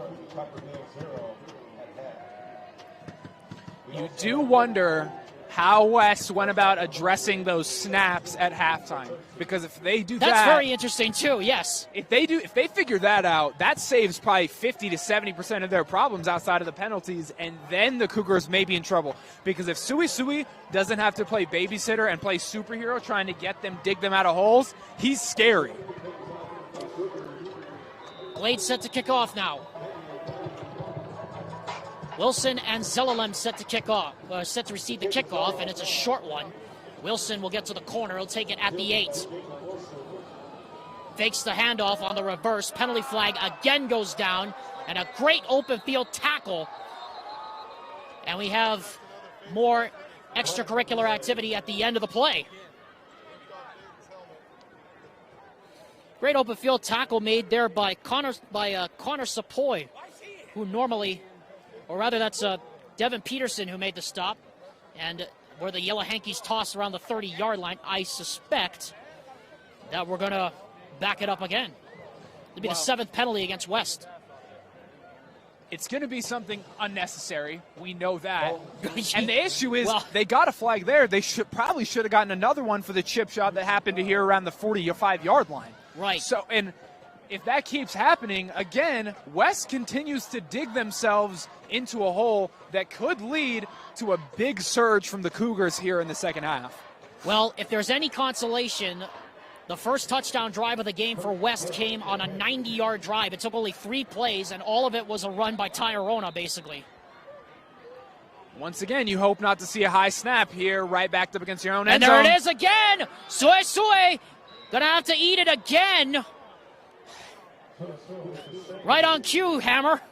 You did it again. I don't want to say that I called it because I didn't. It just happens so often that a broken clock is right twice a day. Oh, my goodness. Well, you talk about Groundhog Day. I mean, that's the 6th time we've seen that at least. So now 2nd and a mile now from the 2. And again, another high snap. Arona, this time he gets the handoff, fake to him. And now Sui has space. He's at the 30. He's at the 40. He might go. Isaiah Sui. That's exactly what he can do down inside the 25.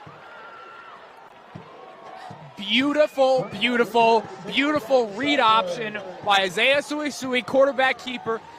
Reads that DN. They snapped on the end, and he just darted up the sidelines. And then a nice little stiff arm to finish it off at the end. 75 yards. by Isaiah Suesue by himself. And now here's Arona back up the middle. And he'll get about maybe 5. I don't want to say it, Hammer, but maybe the high snaps are helping them. Well, the high snaps are definitely throwing everybody on the field off, because when the ball goes up like that, you immediately assume that it's a broken play. The issue is with Isaiah Suesue, it doesn't guarantee a broken play. No, all it guarantees is that he's going to run out of trouble somewhere. Yeah. As he probably will here. Throw is complete now to Vailahi, and Vailahi's going to get met at the line of scrimmage. Absolutely nailed to the door like Fiki Talia on the edge.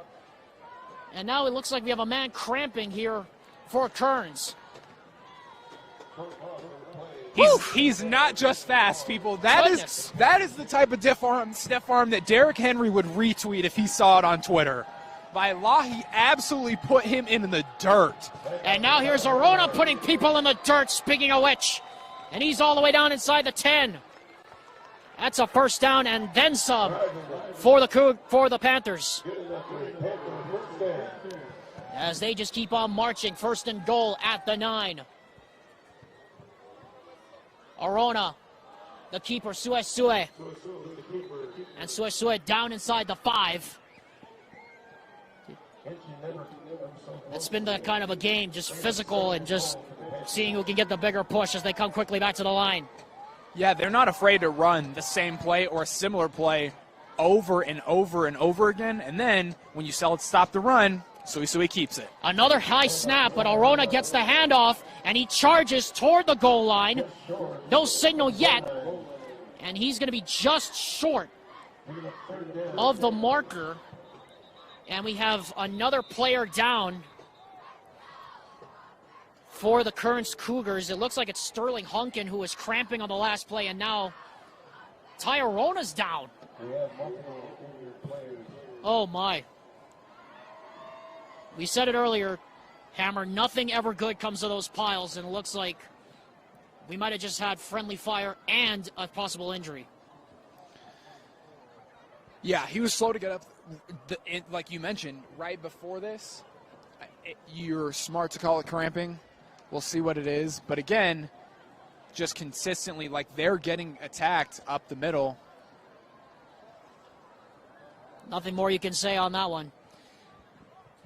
We'll hope the best for Sterling Hunkin and for Ty Arona. We'll be back in just a second.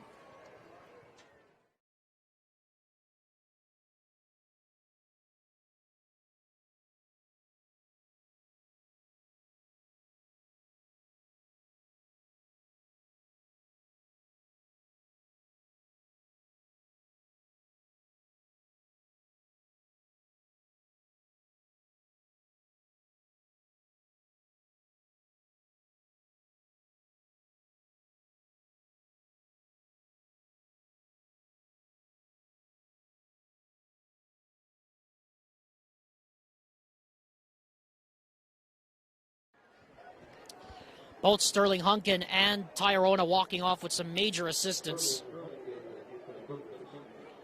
Meanwhile, I want to bring you up to date on the game on ESPNU. Corner Canyon and Lone Peak are in the second quarter, 7-3. The Chargers lead that one. Again, that's available on ESPNU, on ESPN News, and is simulcast on the ESPN app. 3rd down and goal now as the Panthers will go into the flex bone here. That's something I wanted to say for a long time. Vainuku is the B-back. And there are 2 wing-backs in the set. We already saw Selefete Afiaki go out with an injury earlier. It's a fly sweep to the left side. And Vailahi gets in. Just power football right up the gut. Well, you have power football because they immediately, as soon as they got to that 20-yard line, it was just straight up the middle. Every single play, which caused them that cramping. And then, what do? You act like you're going up the middle, send a guy in motion, hand it off to him, and trust your guys on the edge to set it. And they did. And now we have a 21-0 ball game where the Cougars have to go down and score right here, wouldn't you say? Yeah, definitely. As Ari Cottonori does indeed make it 21-0. A much-needed touchdown for the West Panthers. They lead with 9:05 to go here in the third. Back into this word from WGU on KSLSports.com. West is up 21-0.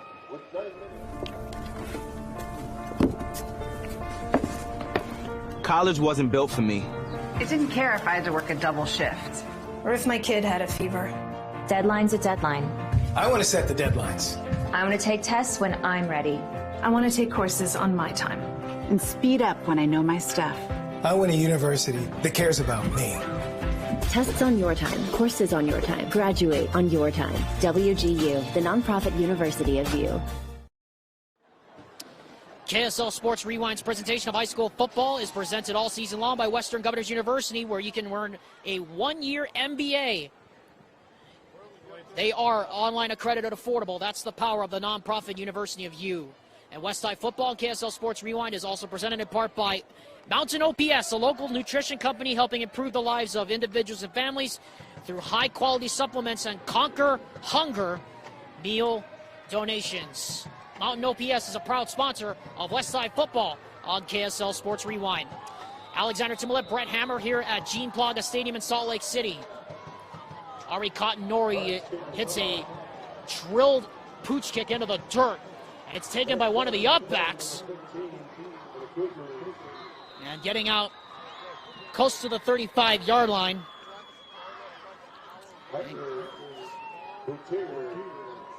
Getting out close to the 35-yard line there is number 15, Kyler Bueller. And now it's time to see what the Cougars have got in the tank left to respond here. I like that they were committed at the beginning of this football game to making the run work. But at this point, when you're down 21-0, you have the time to make a comeback, but you cannot get into predictable play calling downs. So if you're here on first down, you really got to open it up and show West that you're going to play two-dimensional football as opposed to just running it on first down. And now the backup quarterback here in for the start of the second half, and immediately off of that we start with a flag. Theme of the night. Bryce Benson comes in, and the first thing that happens is a false start. I actually really like the play call there. Before it got blown dead, you had a one-on-one guy, but you had a one-on-one between the receiver and the DB because you had another block going on, and they probably would have gotten 5 to 6 yards out of that. But again, I like that they got out of a predictable play call. 8:42 and counting left here in the third quarter. 21-0 West. From the 30 now. Benson. Hands off up the middle. Here's Sarah. And Sarah's going to pick up most of the penalty yards back, plus a couple more. He'll pick up about 8 on the play there.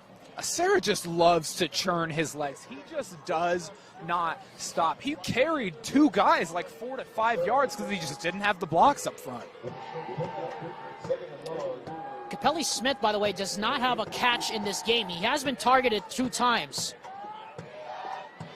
As a team, Kearns has completed very few, if any, of their passes, but I don't know if they have positive yardage here at this point. 8-minute mark here in the third, 21-0. Benson drops the pass. Free shot. Off the edge, it's picked off! This is going all the way!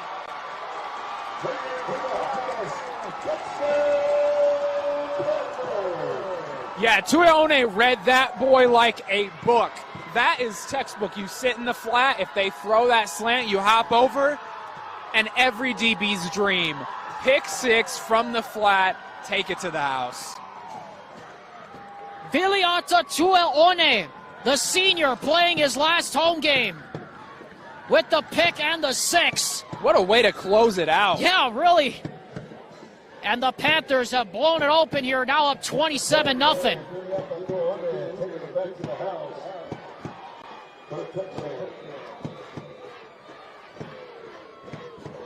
Kearns still running people in for the extra point as Cotton-Norrie puts it right through.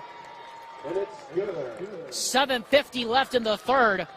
28-0 in favor of West. And Hammer, we talked about how good this defense is. Now we're starting to see the real side of what West has been doing to opponents all season long and shutting out 2 straight opponents back-to-back weeks. No points on the board is hard to do. If you're anybody, if you're at any level, high school, college, pro, holding it to a team to 0 points, that's tough. And West prides themselves on keeping people out of the end zone, as they're doing tonight. And not only are they keeping people out of the end zone, they're taking the football from you on offense and putting it in their own end zone. West, one of the best defensive teams in the entire region. They have allowed 19 points this entire region season, and all 19 of them were scored against Roy. They have not given up an offensive touchdown since the game against Roy. They've also not given up a touchdown overall in almost close to probably 2 full games.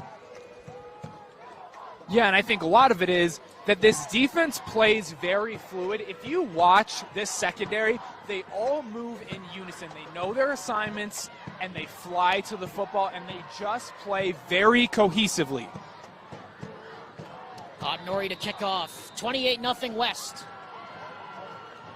And it's another squib kick. And it's eaten up by one of the up men after it hit Acera in the gut. And once again, it'll be 1st and 10 at about the 35. It's interesting that West is up 28-0, and yet they're still doing these, like, squib onside kicks to try and just hit an up back and get the football back. It is interesting because you would think it'd be counterintuitive at this point, but that's exactly what the West Panthers want to do to you. So now here comes the Cougar offense again. Bryce Benson now in the gun. Benson hands off. Acera cuts back. And nice cut back there. Gets about maybe 3. They're getting a really good push off of these traps. The issue is when you're down 28-0 and you have a 1 half left, and not even a whole half because you about half the third quarter and then you got the fourth quarter, counters and traps and up the gut football is probably not going to get you back in this game. You need to go back over the top. Again, easier said than done, but that's the only way you're going to get back. 2nd down and 7 now, calling from the 38-yard line. Grayson in the gun. Now we have another false start. Theme of the night. Again, game clock bug on your screen is unofficial. Trying to keep it as in sync as possible here with Gene Plaga Stadium's clock.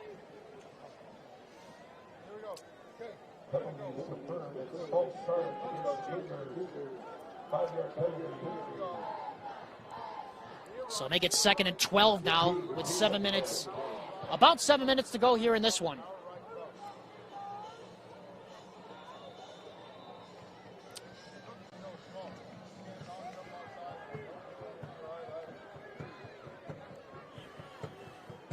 Benson in the gun.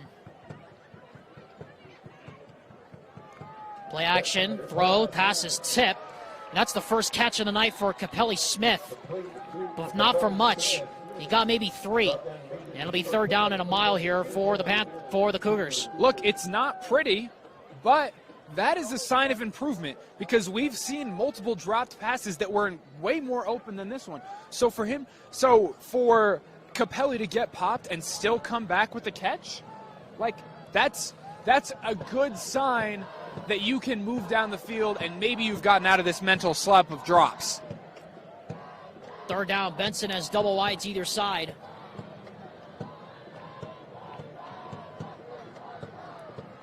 Benson, free rusher, but he's got all kinds of room. He's not going to get there, though. He'll be short by about a couple yards. And it'll be 4th and call it about maybe 2. And, I mean, where you are in the game, Hammer, I think you got to go for this. Down 28-0. Yeah, and I like the decision by Bryce Benson. Don't be a superhero. Live to play another down. He didn't make a off-platform throw that could have resulted in an interception, and he also didn't take on contact that would have taken him out of the game. 4th down and 2. Kearns needs this to stay alive. or at least have some chance to stay alive, and they get it. And then some. Capelli Smith will get them that chance, and the ball comes out. See who they give it to. And Taimane Brown came out of the pile with it, and now Smith is hurt. And now a flag comes in at the end of the play on Sesi Vailahi. And his captain, Kaimani Lautaimi, is letting him hear about it. Yeah, the sad part is you might be able to get away with a lot of these penalties against a team like the Cougars, but this is not going to fly when you have to play playoff competition and you're in close games. Penalties like that are what's going to keep you out, and when it's a behavior and a pattern of behavior that we've seen all season, and if you, now is not the time to be cleaning up and fixing it. The time to clean up and fix that was 3 months ago. This could cause serious issues, maybe not tonight, but going forward for these big-time games that the Panthers will play in. Well, Capelli Smith is down on the field, and he is being put up to a sitting position here. His helmet is off.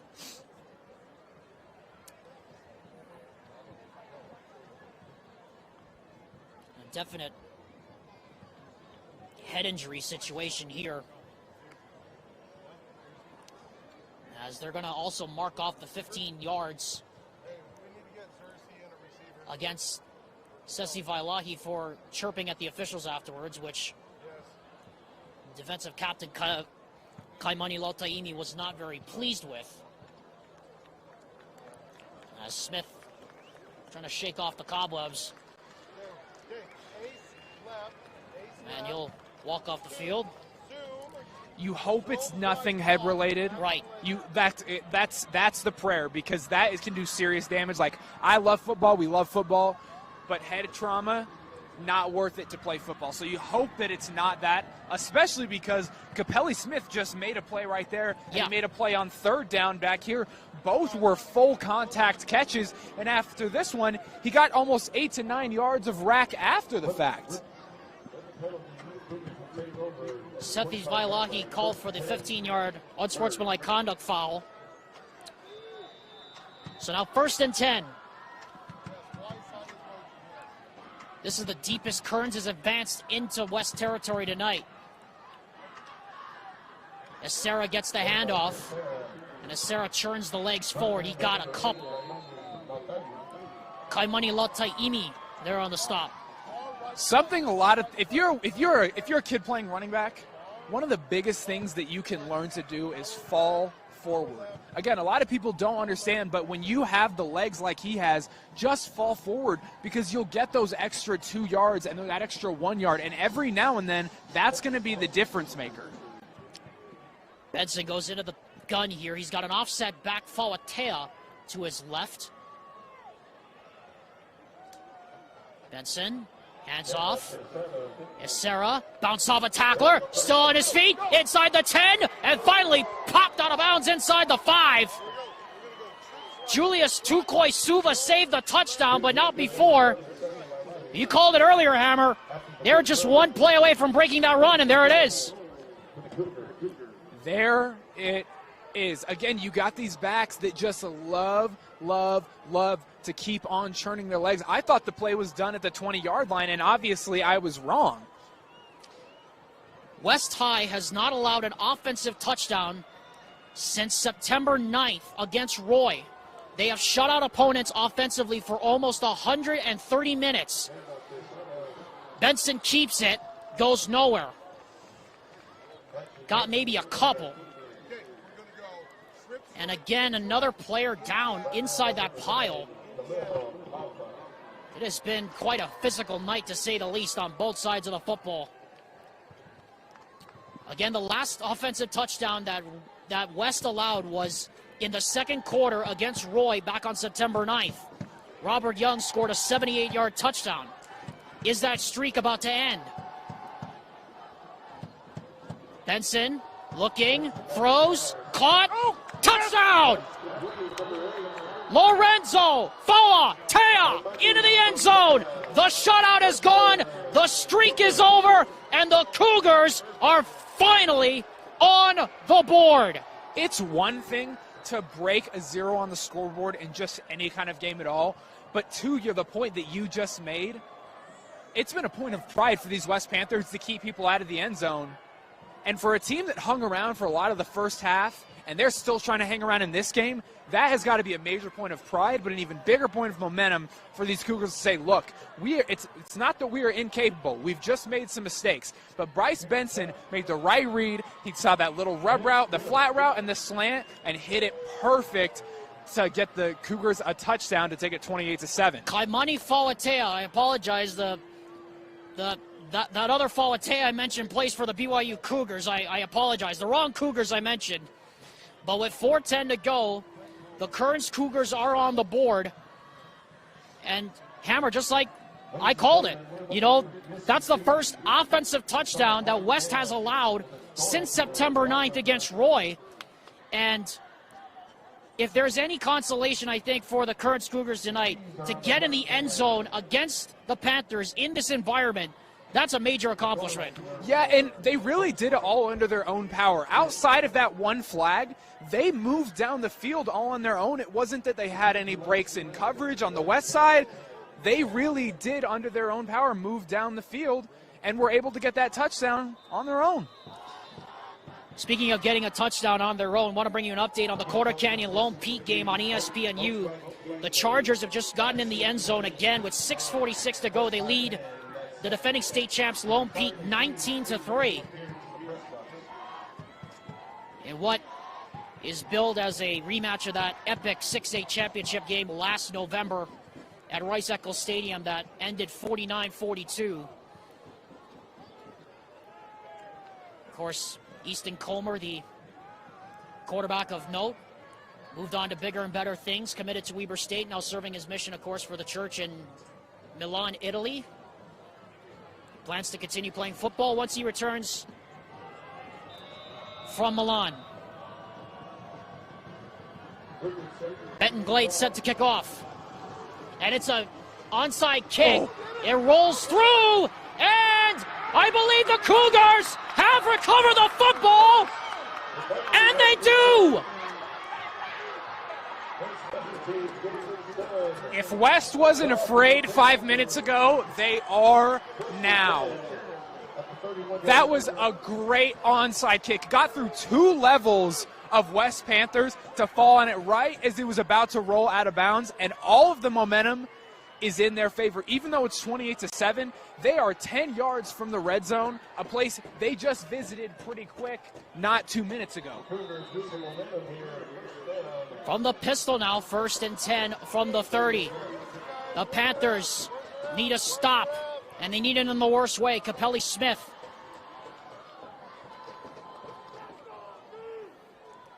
is back in the game now on the left side. Benson hands off. Falatea, who just scored the touchdown, rolls right through the middle for 7. You can see the morale slipping on West a little bit. And the fans over there on Kearns' side, we're just hearing from the student section over here to look at the scoreboard. I think it's the West fans that better start thinking about, they better look at the scoreboard here. From the 25, here's Falatea again, trying to break a couple tackles, and he gets ripped down in the backfield.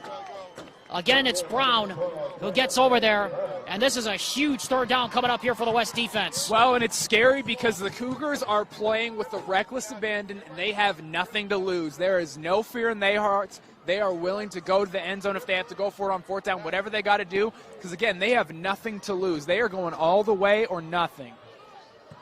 Obvious 4-down territory here. Smith lines up in the slot left. Benson, hands off. Falatea chugging his way, still on his feet. He is going to be very close to a 1st down. He'll be a half yard short. Obvious 4th down and 1. You go for it here, and this is huge. when you've run it every play this drive, I just wonder if you run it again, or if this is when you switch it up, or if you just commit and say, look, we are proud of what we've done. We're going to continue to show you we can do it. 4th down and 1.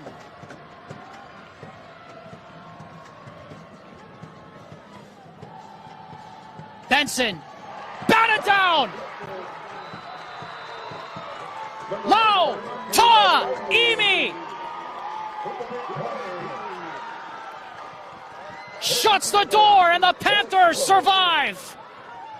Look, if you're going to wear a single-digit number and you're going to play that close to the line of scrimmage, you better be an athlete. And Emi, for him to make that play, looked like an RPO. Bryce Benson pulled it back and snapped it out to the receiver, and he made such an athletic play to get that pass breakup right there on 4th down. Big momentum shifter right there as Capelli Smith comes off holding his left hip.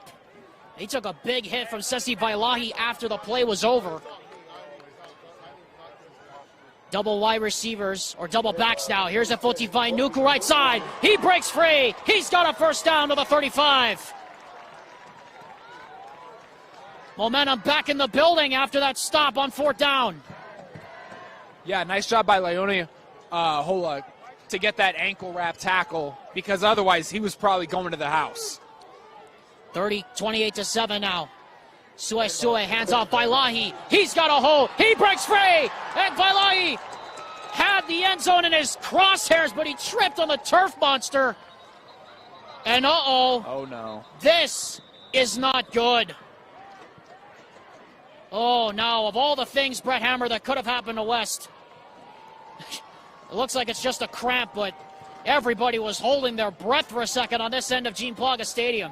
Yeah, that limp is not what you want to see, especially with all the non-contact injuries we've been seeing in all phases of football just over the past year. That is always scary. But can we give this man just some more love? Vailahi, what can't he do? Lines up in the backfield, plays DB, runs these bubble screens out to the end zone. There's just nothing that he can't do on offense. He's like Deebo Samuel almost, if you were going to call it there for the Niners. Sorry, I had to drop the Niners reference in there. Here's Vainuku. Breaks free. Right side. Still going. On his feet. Stretches out. Got a first down to the 35-yard line. Check that. That's Julius Tukoi Suva, who lined up in the backfield. Yeah, that's just called Shady McCoy shifty. He was not going to go down, and he was going to make you miss on his way to doing it. Under 2 minutes to go. Quickly, the Panthers marching deeper into Cougars territory. Here's Vainuku up the middle. Puts his head down. Shakes off a couple of tackles, and he gets over the 30 to the 29-yard line. Yeah, Leone Hola got popped. That's some pad popping right there. And again, what do we say about West? They have zero issue running the same play over and over and over again because they're that confident in their offense. 1:34 and rolling here in the third quarter. From the 31, Vainuku up the middle. He's going to dive into the stack, and he should have enough for the first down. That's 4 times in a row they've run that same cross-buck play. And out of that same formation, right? They're not trying to get cute with it at all. They say, we know, you know, and we don't care. And now Junior Solovi will slow it down. In case you're just joining us, Kearns broke the over 100-minute scoring shutout by the West Panthers just moments ago. Got an onside kickback. Looked like all the momentum was on their side, and now the Panthers are threatening near the red zone. It's a read option to Vainuku. Vainuku with a stiff arm at the 20, 15, 10, inside the 5, down to the 5-yard line he goes. Vainuku was not going to be denied. Great read by Sui to not play superhero. He's letting the game come to him, and he's handing it off when he needs to, keeping it when he needs to. Great play. Great run game for West to try and just finish out this game while they can.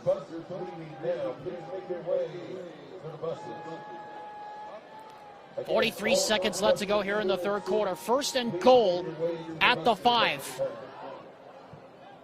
Quickly they break the huddle. It looked like they broke the huddle with 12 men.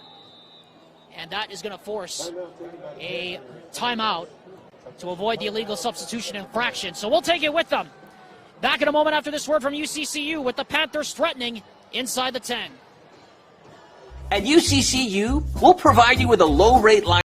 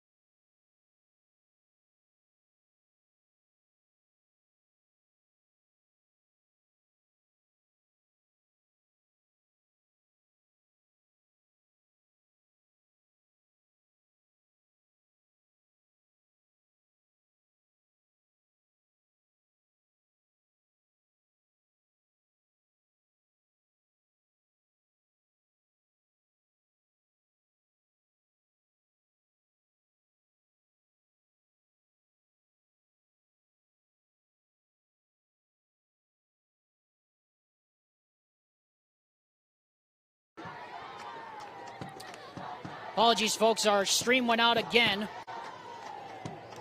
For those who just missed it, into the end zone goes Mania Brown.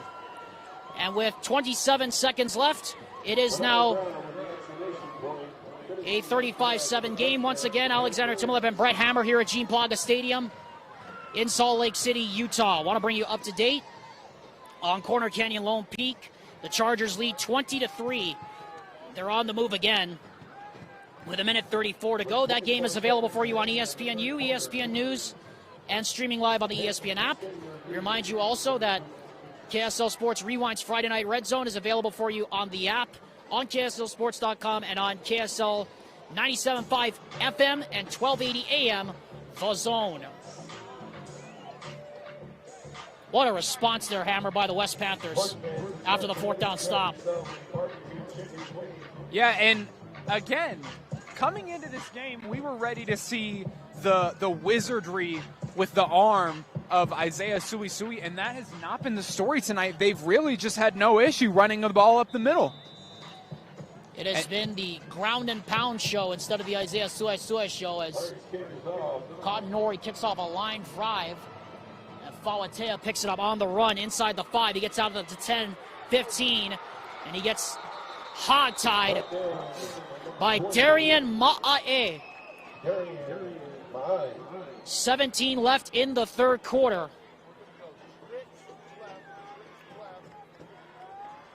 And you have to say, Hammer, the West defense at times this year has been much maligned, but they have stepped up when it really matters. No, they really have, and honestly, their only issue has been beating themselves with penalties. The one touchdown they scored that the Cougars scored was a 15-yard penalty. So if they can clamp that up, it's going to be a wild Land Shark defense heading into the playoffs. West currently sits at number 12 in the RPI, by the way. They will be potentially hosting a home playoff game in a couple of weeks here at Gene Plaga Stadium. Benson hands off to Acera. Rather, that's Falatea who gets the handoff, and that will do it for the third quarter. A wild one at that. It started with the West Panthers getting in the end zone, and then the Kearns Cougars snapping their shutout streak, getting the onside kick, thinking they had the momentum, but then the West Panthers showed them who was the boss of the court. And we now head to the fourth quarter with our score 34-7 West, leading Kearns. Back after this word from the Salt Lake Running Company on KSLSports.com. Salt Lake Running Company is inspiring our community to move with purpose, embrace adventure, and consciously connect to their bodies. Exercise is essential, now more than ever. Take control of the chaos and make time for you. From the gym to the trail, SLRC can help you find the focus to define your finish line. Visit one of our 5 locations along the Wasatch Front or shop online at slrc.com. KSL Sports Rewind's presentation of West High School football continues. It's presented in part by Intermountain Fire Protection. Your home and your business are far too important to not be protected. Intermountain Fire Protection will make sure that your home or business is not only up to code but protected from fire and its destruction. Intermountain Fire Protection is a proud sponsor of West High football. We start the fourth quarter with the Cougars in possession. Second down and long. Benson pump fakes. He goes down. Bryce Benson got tossed like an absolute rag doll. Whew. Khalil Lafau, another senior, gets in the backfield. And you talked about it, Hammer. You're right.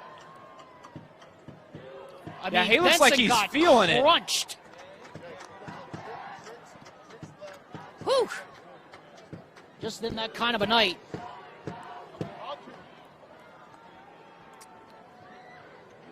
(34-7) here in favor of West. In case people missed it because our stream went out, Mania Brown, a 5-yard touchdown run, and then Ari Katanori missed the extra point. And now we have a delay of game against Kearns. That's not what you want. Yep. Now everything's starting to unravel a bit here for the Cougars.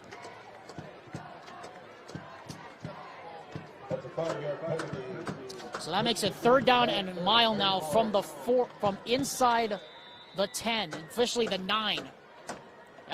More than the 9, actually. They're at the 6.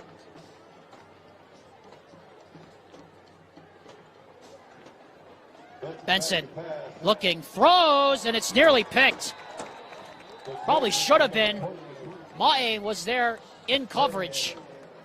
And it's 4th down, and I think it's pretty obvious what you got to do here. You got to kick it away. Yeah, and the issue's been it's not that guys haven't been open. It's that when they are open, they're not looking to catch the football. And the couple times that they have looked to catch the football, they've let it bounce right off their hands because they've been overthinking it, just like right there. He could have gotten open on the backside of that linebacker, but instead he wasn't looking like a quarterback at all because he must not have thought he was going to get it.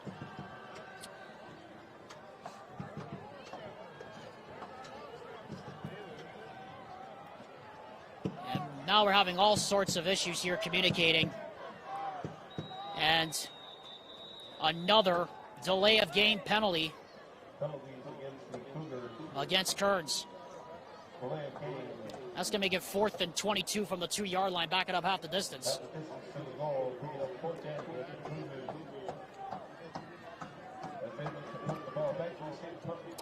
Capelli Smith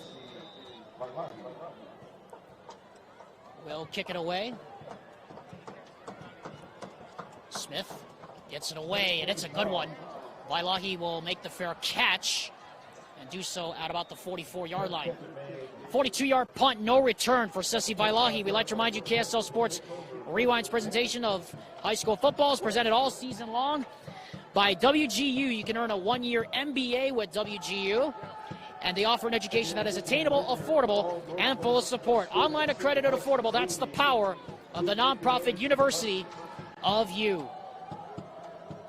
Alexander Timolet, Brett Hammer here at Gene Plaga Stadium here in Salt Lake on a beautiful night.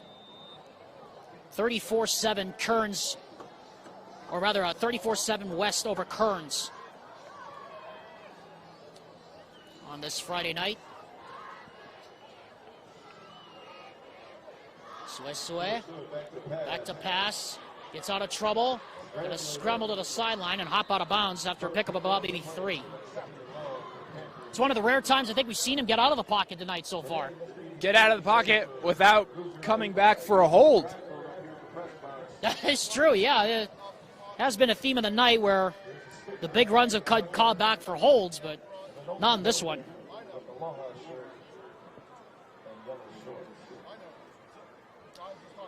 Second down now and 8.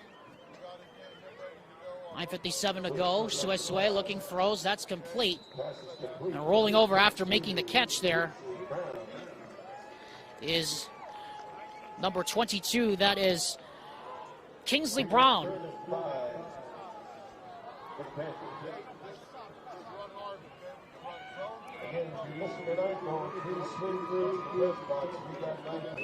Again, Brown, one of the many seniors on this West Panthers team, getting a chance to play tonight. Of course, one guy we don't have to worry about, I think, is Isaiah Sue. He's definitely coming back for another year.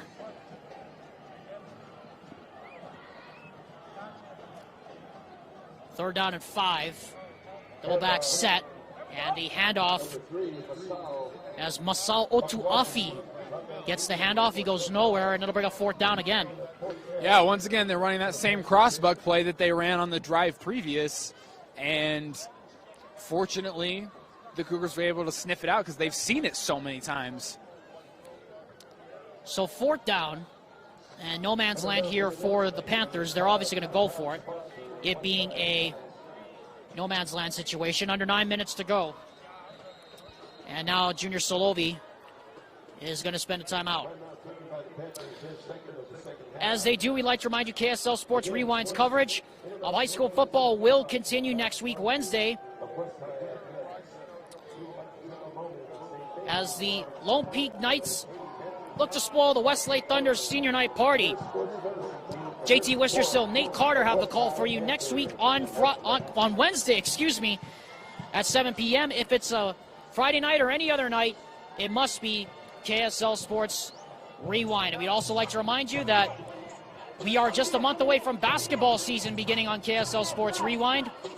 Look for our schedule on KSL Sports Rewind on Instagram and Twitter and Facebook for when we could be coming to your school. Alexander Timolip and Brett Hammer here at Gene Plaga Stadium in Salt Lake. Of course, Hammer and I are looking forward to getting back and getting some rest before probably one of the biggest BYU football games of the last quarter century against Notre Dame tomorrow at Allegiant Stadium in Vegas. Fourth down and 7 for Sue and Co. He drops back to pass. Blitz coming. He's in as he throws, and the coverage! Is that caught? No! Out of bounds. What a catch, though. I know he didn't get his feet down, but to fit the ball in between two DBs, and for him to even make that pass when he got popped by both of them, again, what can't Bobby Holly do today? Well, he certainly couldn't get the feet down, that's for sure. But that would have been some play if he was able to make that. But at any rate, it's a turnover on downs with 8 minutes and 31 seconds officially left to go here in the game. We'd like to also, as we do, we'd like to remind you KSL Sports Rewind is presented by Western Governors University, where you can earn a 1-year MBA with them and get an education that is offered attainable, affordable, and full of support.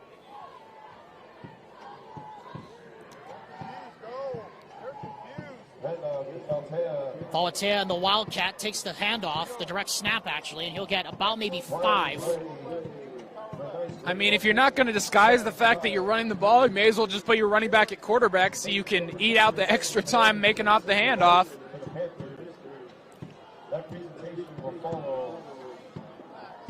Falatea in the gun, in the Wildcat again. He takes the handoff left side. He's got a couple of blocks.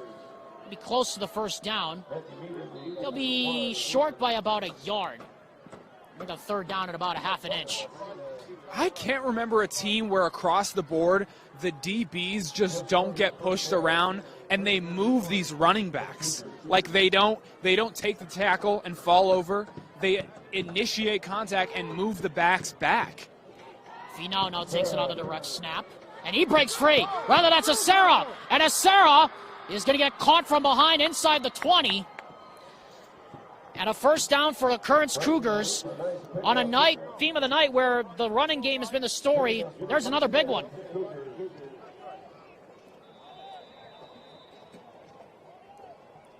Seven and a half gone now in the fourth quarter rather. 35-7 is now the score.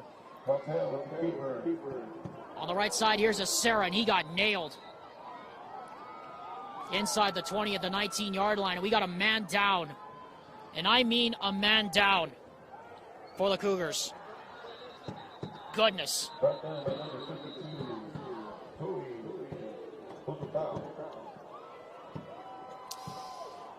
And Hammer, we've seen it all night. Not particularly a good sign when you see that happen. No, and we've seen a lot of injuries tonight. Sure have. We might have had more injuries than we've had completions of 5 or more yards tonight. That's just the kind of game that it's been. It's been so physical. And again, you would think that there was some kind of weather issue causing both teams to put the ball on the ground so much, but it really hasn't been. It's just been the style of play tonight.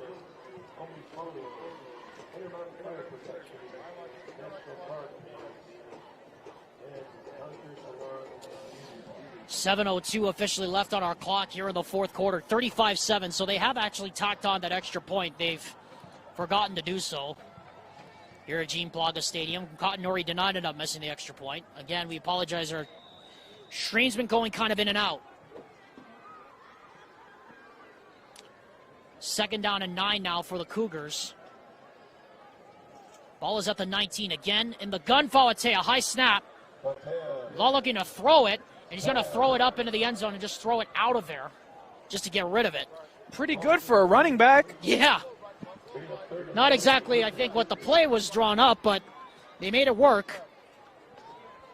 That's a heads-up play right there. If you're the head coach, I'm not sure if that's the play you want your running back making, because a lot of times the running back passes turn into interceptions, but nice job to get the ball 30 yards out of bounds. 3rd down and 9 now from the 19. They need to get to the 10.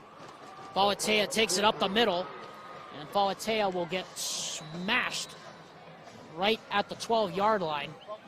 And there's about 3 yards to go with 6:30 to go, and it looks like obvious 4-down territory here. The Cougars are going to go for it. They need to get 4 officially.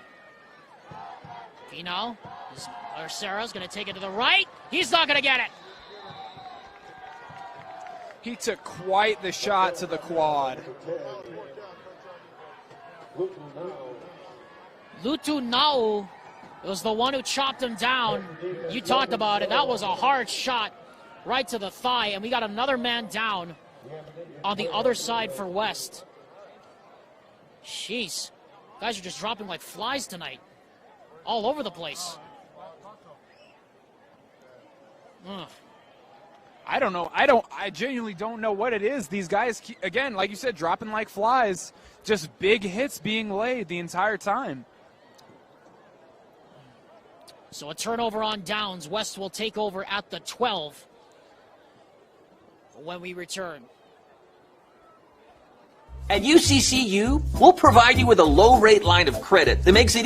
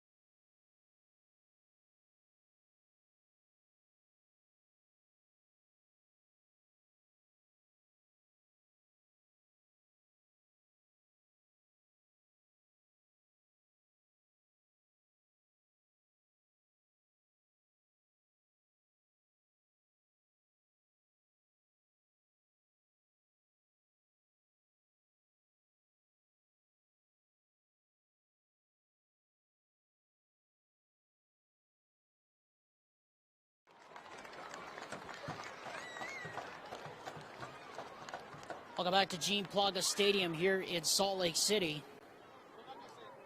where it has been a physical game, to say the least, between West and Kearns. West leading 35-7. With just over 6 minutes to go. We have seen multiple players leave the game tonight with injuries on both sides of the football. And all we can do is, we can't speculate, obviously, but all we can do is hope the best for those players. Panthers offense takes over now at the 12. Following the turnover on downs. West will play Granger next Wednesday in what will be televised on KSLSports.com. Alex Amron and I will be off to Stansbury against Timpanogos. JT Wistersill, Nate Carter have Lone Peak against Westlake. Sue, hands off to the left. Vainuku breaks a tackle. He's into the secondary. Flag goes down. He's still going. Efoti Vainuku makes a cut. He's going to score a touchdown, but there is a flag back at the 30-yard line. And there's another flag now down at the 16-yard line. So two of the same infractions, and the West Panthers are going to have a second touchdown wiped off the board for a penalty. Yeah, it looked like there was a weird kind of unnecessary out-of-pocket chop block that happened over there at the 16. And I don't know what happened down here. Probably some kind of hold.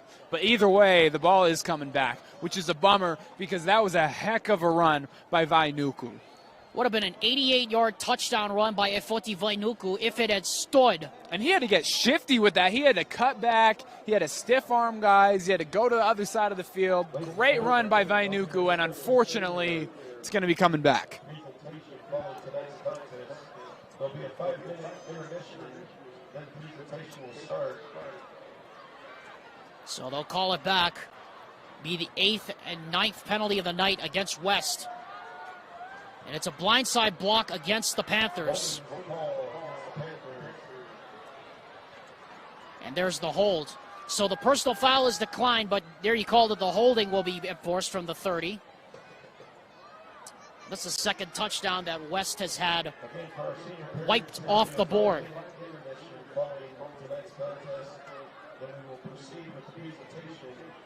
We would encourage the parents to make their way immediately to the scoreboard. 5 minutes, 45 seconds left here in the fourth quarter. Alexander Timberlake and Brett Hammer here at Gene Plaga Stadium in Salt Lake City, Utah. It didn't get off to the prettiest start, but the West Panthers have kicked it into gear as they now have 1st and 4. Not something I say very often. 1st and 4 now at the 20. Same play. Mania Brown up the middle, and he got a first down. It'll be another first down for the Panthers.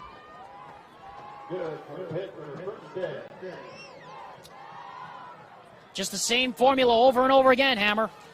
Yeah, they love that two-back set. I think at this point you're just trying to run the clock out, and you don't want to give anybody else that you have to play coming up in the next few weeks. You don't want to give them any more film to watch. Vainuku left side this time. Lowers his head. Close to first down yardage. He'll have it.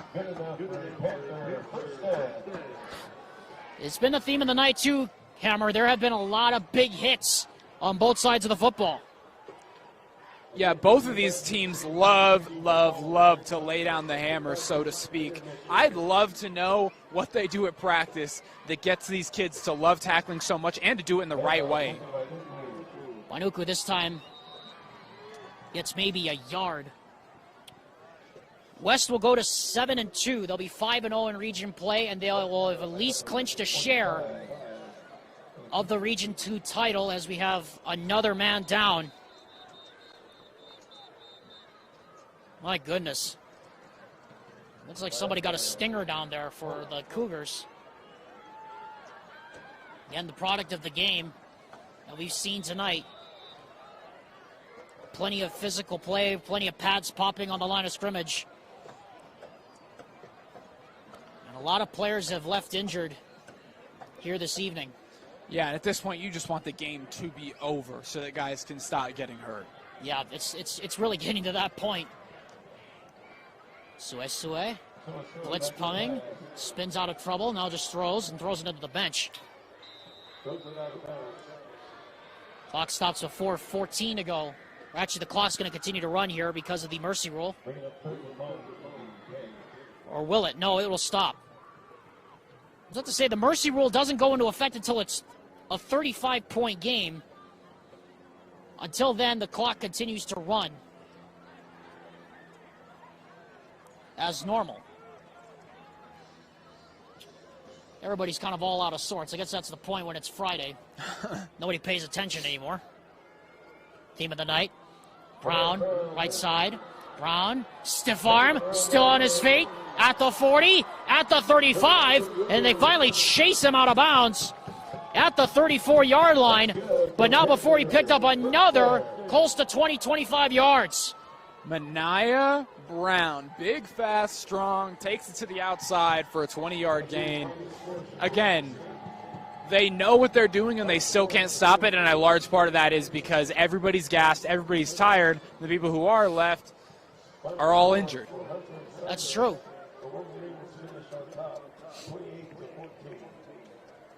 They just announced it over the PA system here that the Hunter-Cypress game's gone final. Hunter beats Cypress 28-14.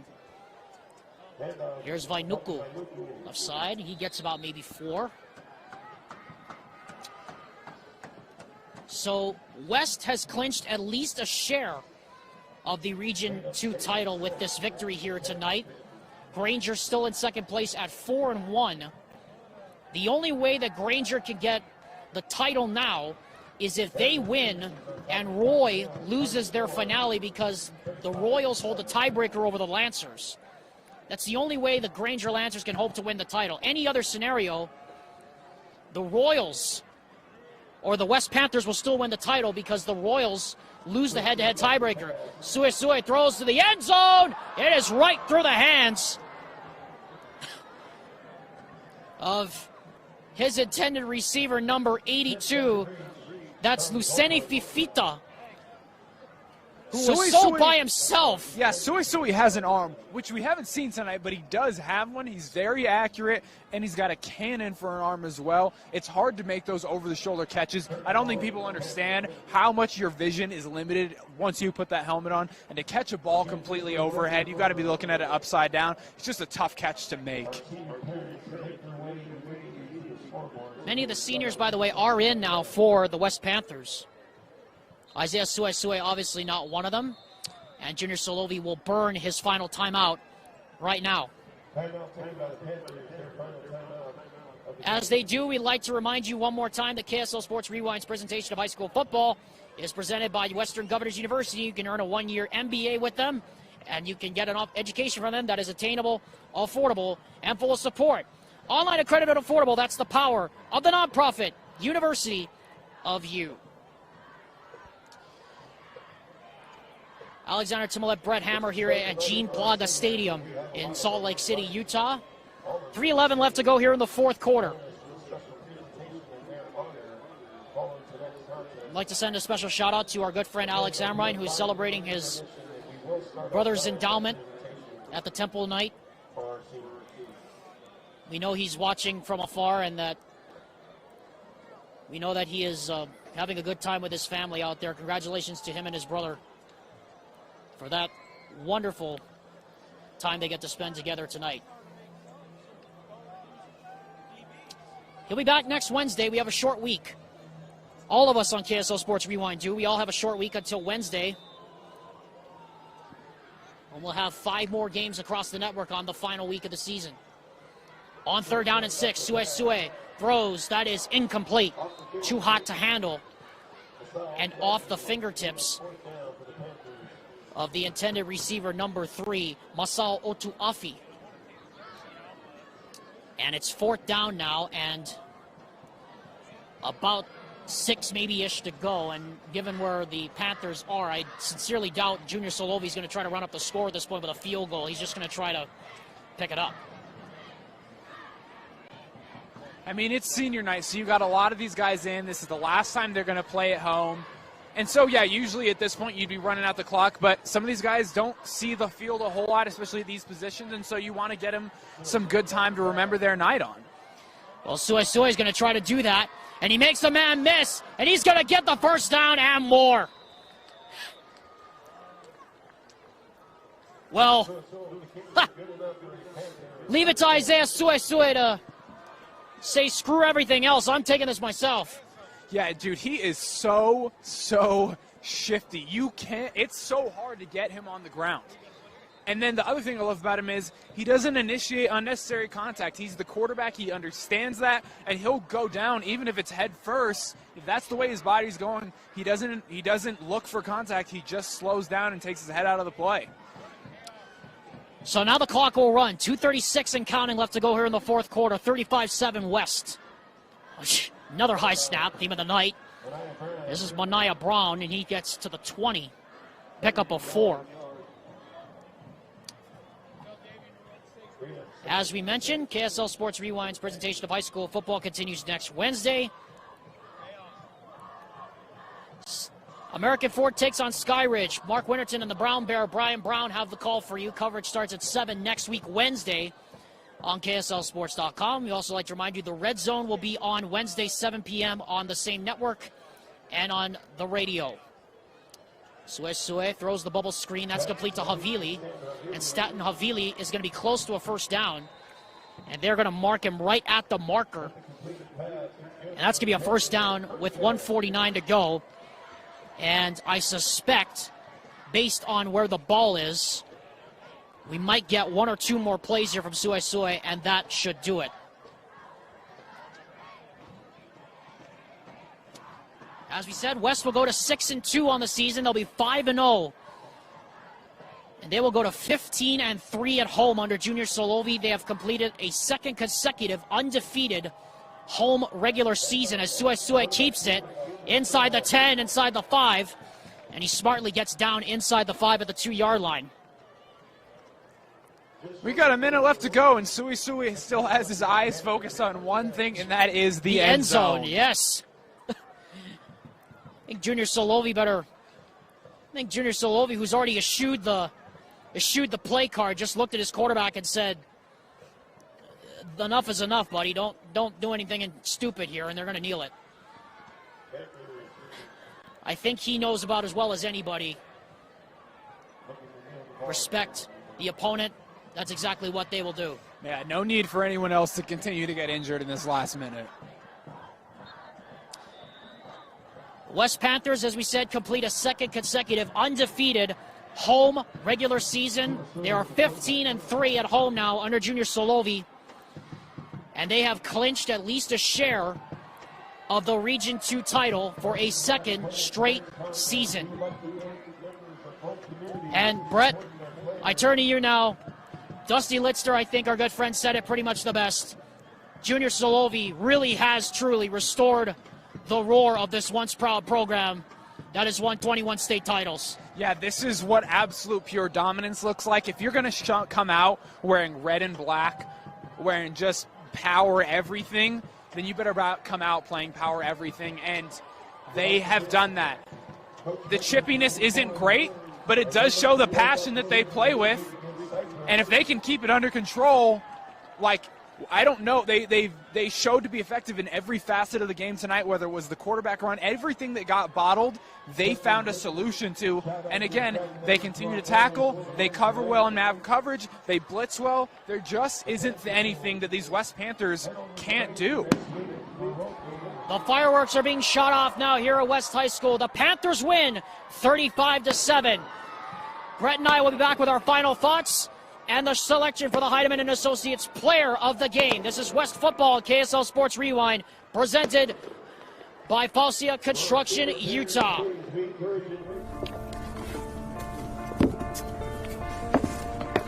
College wasn't built for me. I didn't care if I had to work a double shift. Or if my kid had a fever. Deadline's a deadline. I want to set the deadlines. I want to take tests when I'm ready. I want to take courses on my time. And speed up when I know my stuff. I want a university that cares about me. Tests on your time, courses on your time, graduate on your time. WGU, the nonprofit university of you. West dropped the hammer in the running game. They did, because the Cougars actually came out and did a really good job at dropping into these deep coverages and forcing West to play underneath, and West wasn't afraid of that at all. And in fact, they found 100 different ways to run the football to 100 different people. Vialahi got in. I can't even count the amount of guys they handed the ball off to, and they could have done it in 100 different ways again, and towards the end, they ran the same play over and over again, and they just showed we're not afraid of anybody. And while, yeah, you could say it's a little ineffective to maybe run that same play over and over again, that confidence lingers in the head of these defenses. So West heads on the road. They'll play Granger next week, as already clinching a share of the Region 2 title, as we said tonight. Kearns gets Cyprus next week on Thursday. That is going to be a huge game, Hammer, because West, as we said, coming into tonight, they knew they needed to do their job. Now they need to go finish it next week against Granger in West Valley. Yeah, to dominate like this, to have a team like this, to have a team that plays every facet of the game effectively, the only way to end dominance is with a state title. And it would be their first at 22nd overall, their first since 1992. It has been that long since the West Side Panthers were state champions in Utah high school football. Now it's time for our selection for the Heidemann & Associates Player of the Game, presented by Heidemann & Associates, the full-service law firm committed to winning for their clients. Well, Hammer, there's a lot of people we could have picked from. Of course, the seniors, obvious choices tonight. But I think you'll agree with me on this one. The man that got it all started, Sesi Vialahi, is our choice for the Heidemann & Associates Player of the Game. Yeah, he looked like you said earlier, Debo Samuel. He lined up in the backfield. He scored off bubble screens. He was effective on defense. Holy cow. He was as electric as these fireworks are right now, because he was the only thing worth watching on the field. He was returning kicks. He was returning punts. He was laying people out. He had that Derrick Henry stiff arm down here at the 30-yard line. There was just nothing he couldn't do, and he got the night started with that touchdown. Well, Hammer, that was a lot of fun, and now it's time to get back to Provo, get some rest, and because we got a short week all coming up ahead of us for football season to end on Wednesday. Amen to that. And obviously, we all know what's going to happen tomorrow. BYU against Notre Dame in Vegas. It's going to be one of the greatest uniform combos that I remember seeing in a long time, I'll tell you that. Yeah, well, let's just hope they don't get run over and out the gym in the first 5 minutes of the game. I'd like to thank Tino Psyche, our friend on the camera here tonight, and Vince Francis and Dusty Litzer, just down the street, really, at Salt Lake City, literally a block down from where we are here in Salt Lake City, for helping us put on this performance here tonight. And also, we'd like to thank all of you for joining us, and also like to thank my broadcast partner, Brett Hammer, for filling in very well tonight for Alex Amrine. For all of us here on KSL Sports Rewind, my name is Alexander Timolev. This has been another presentation of KSL Sports Rewind's presentation of West High Football, presented by Fauci Construction Utah. The final score, once again, West 35, Kearns 7. Until we meet again, folks, good night from Utah, and we'll see you again on Wednesday.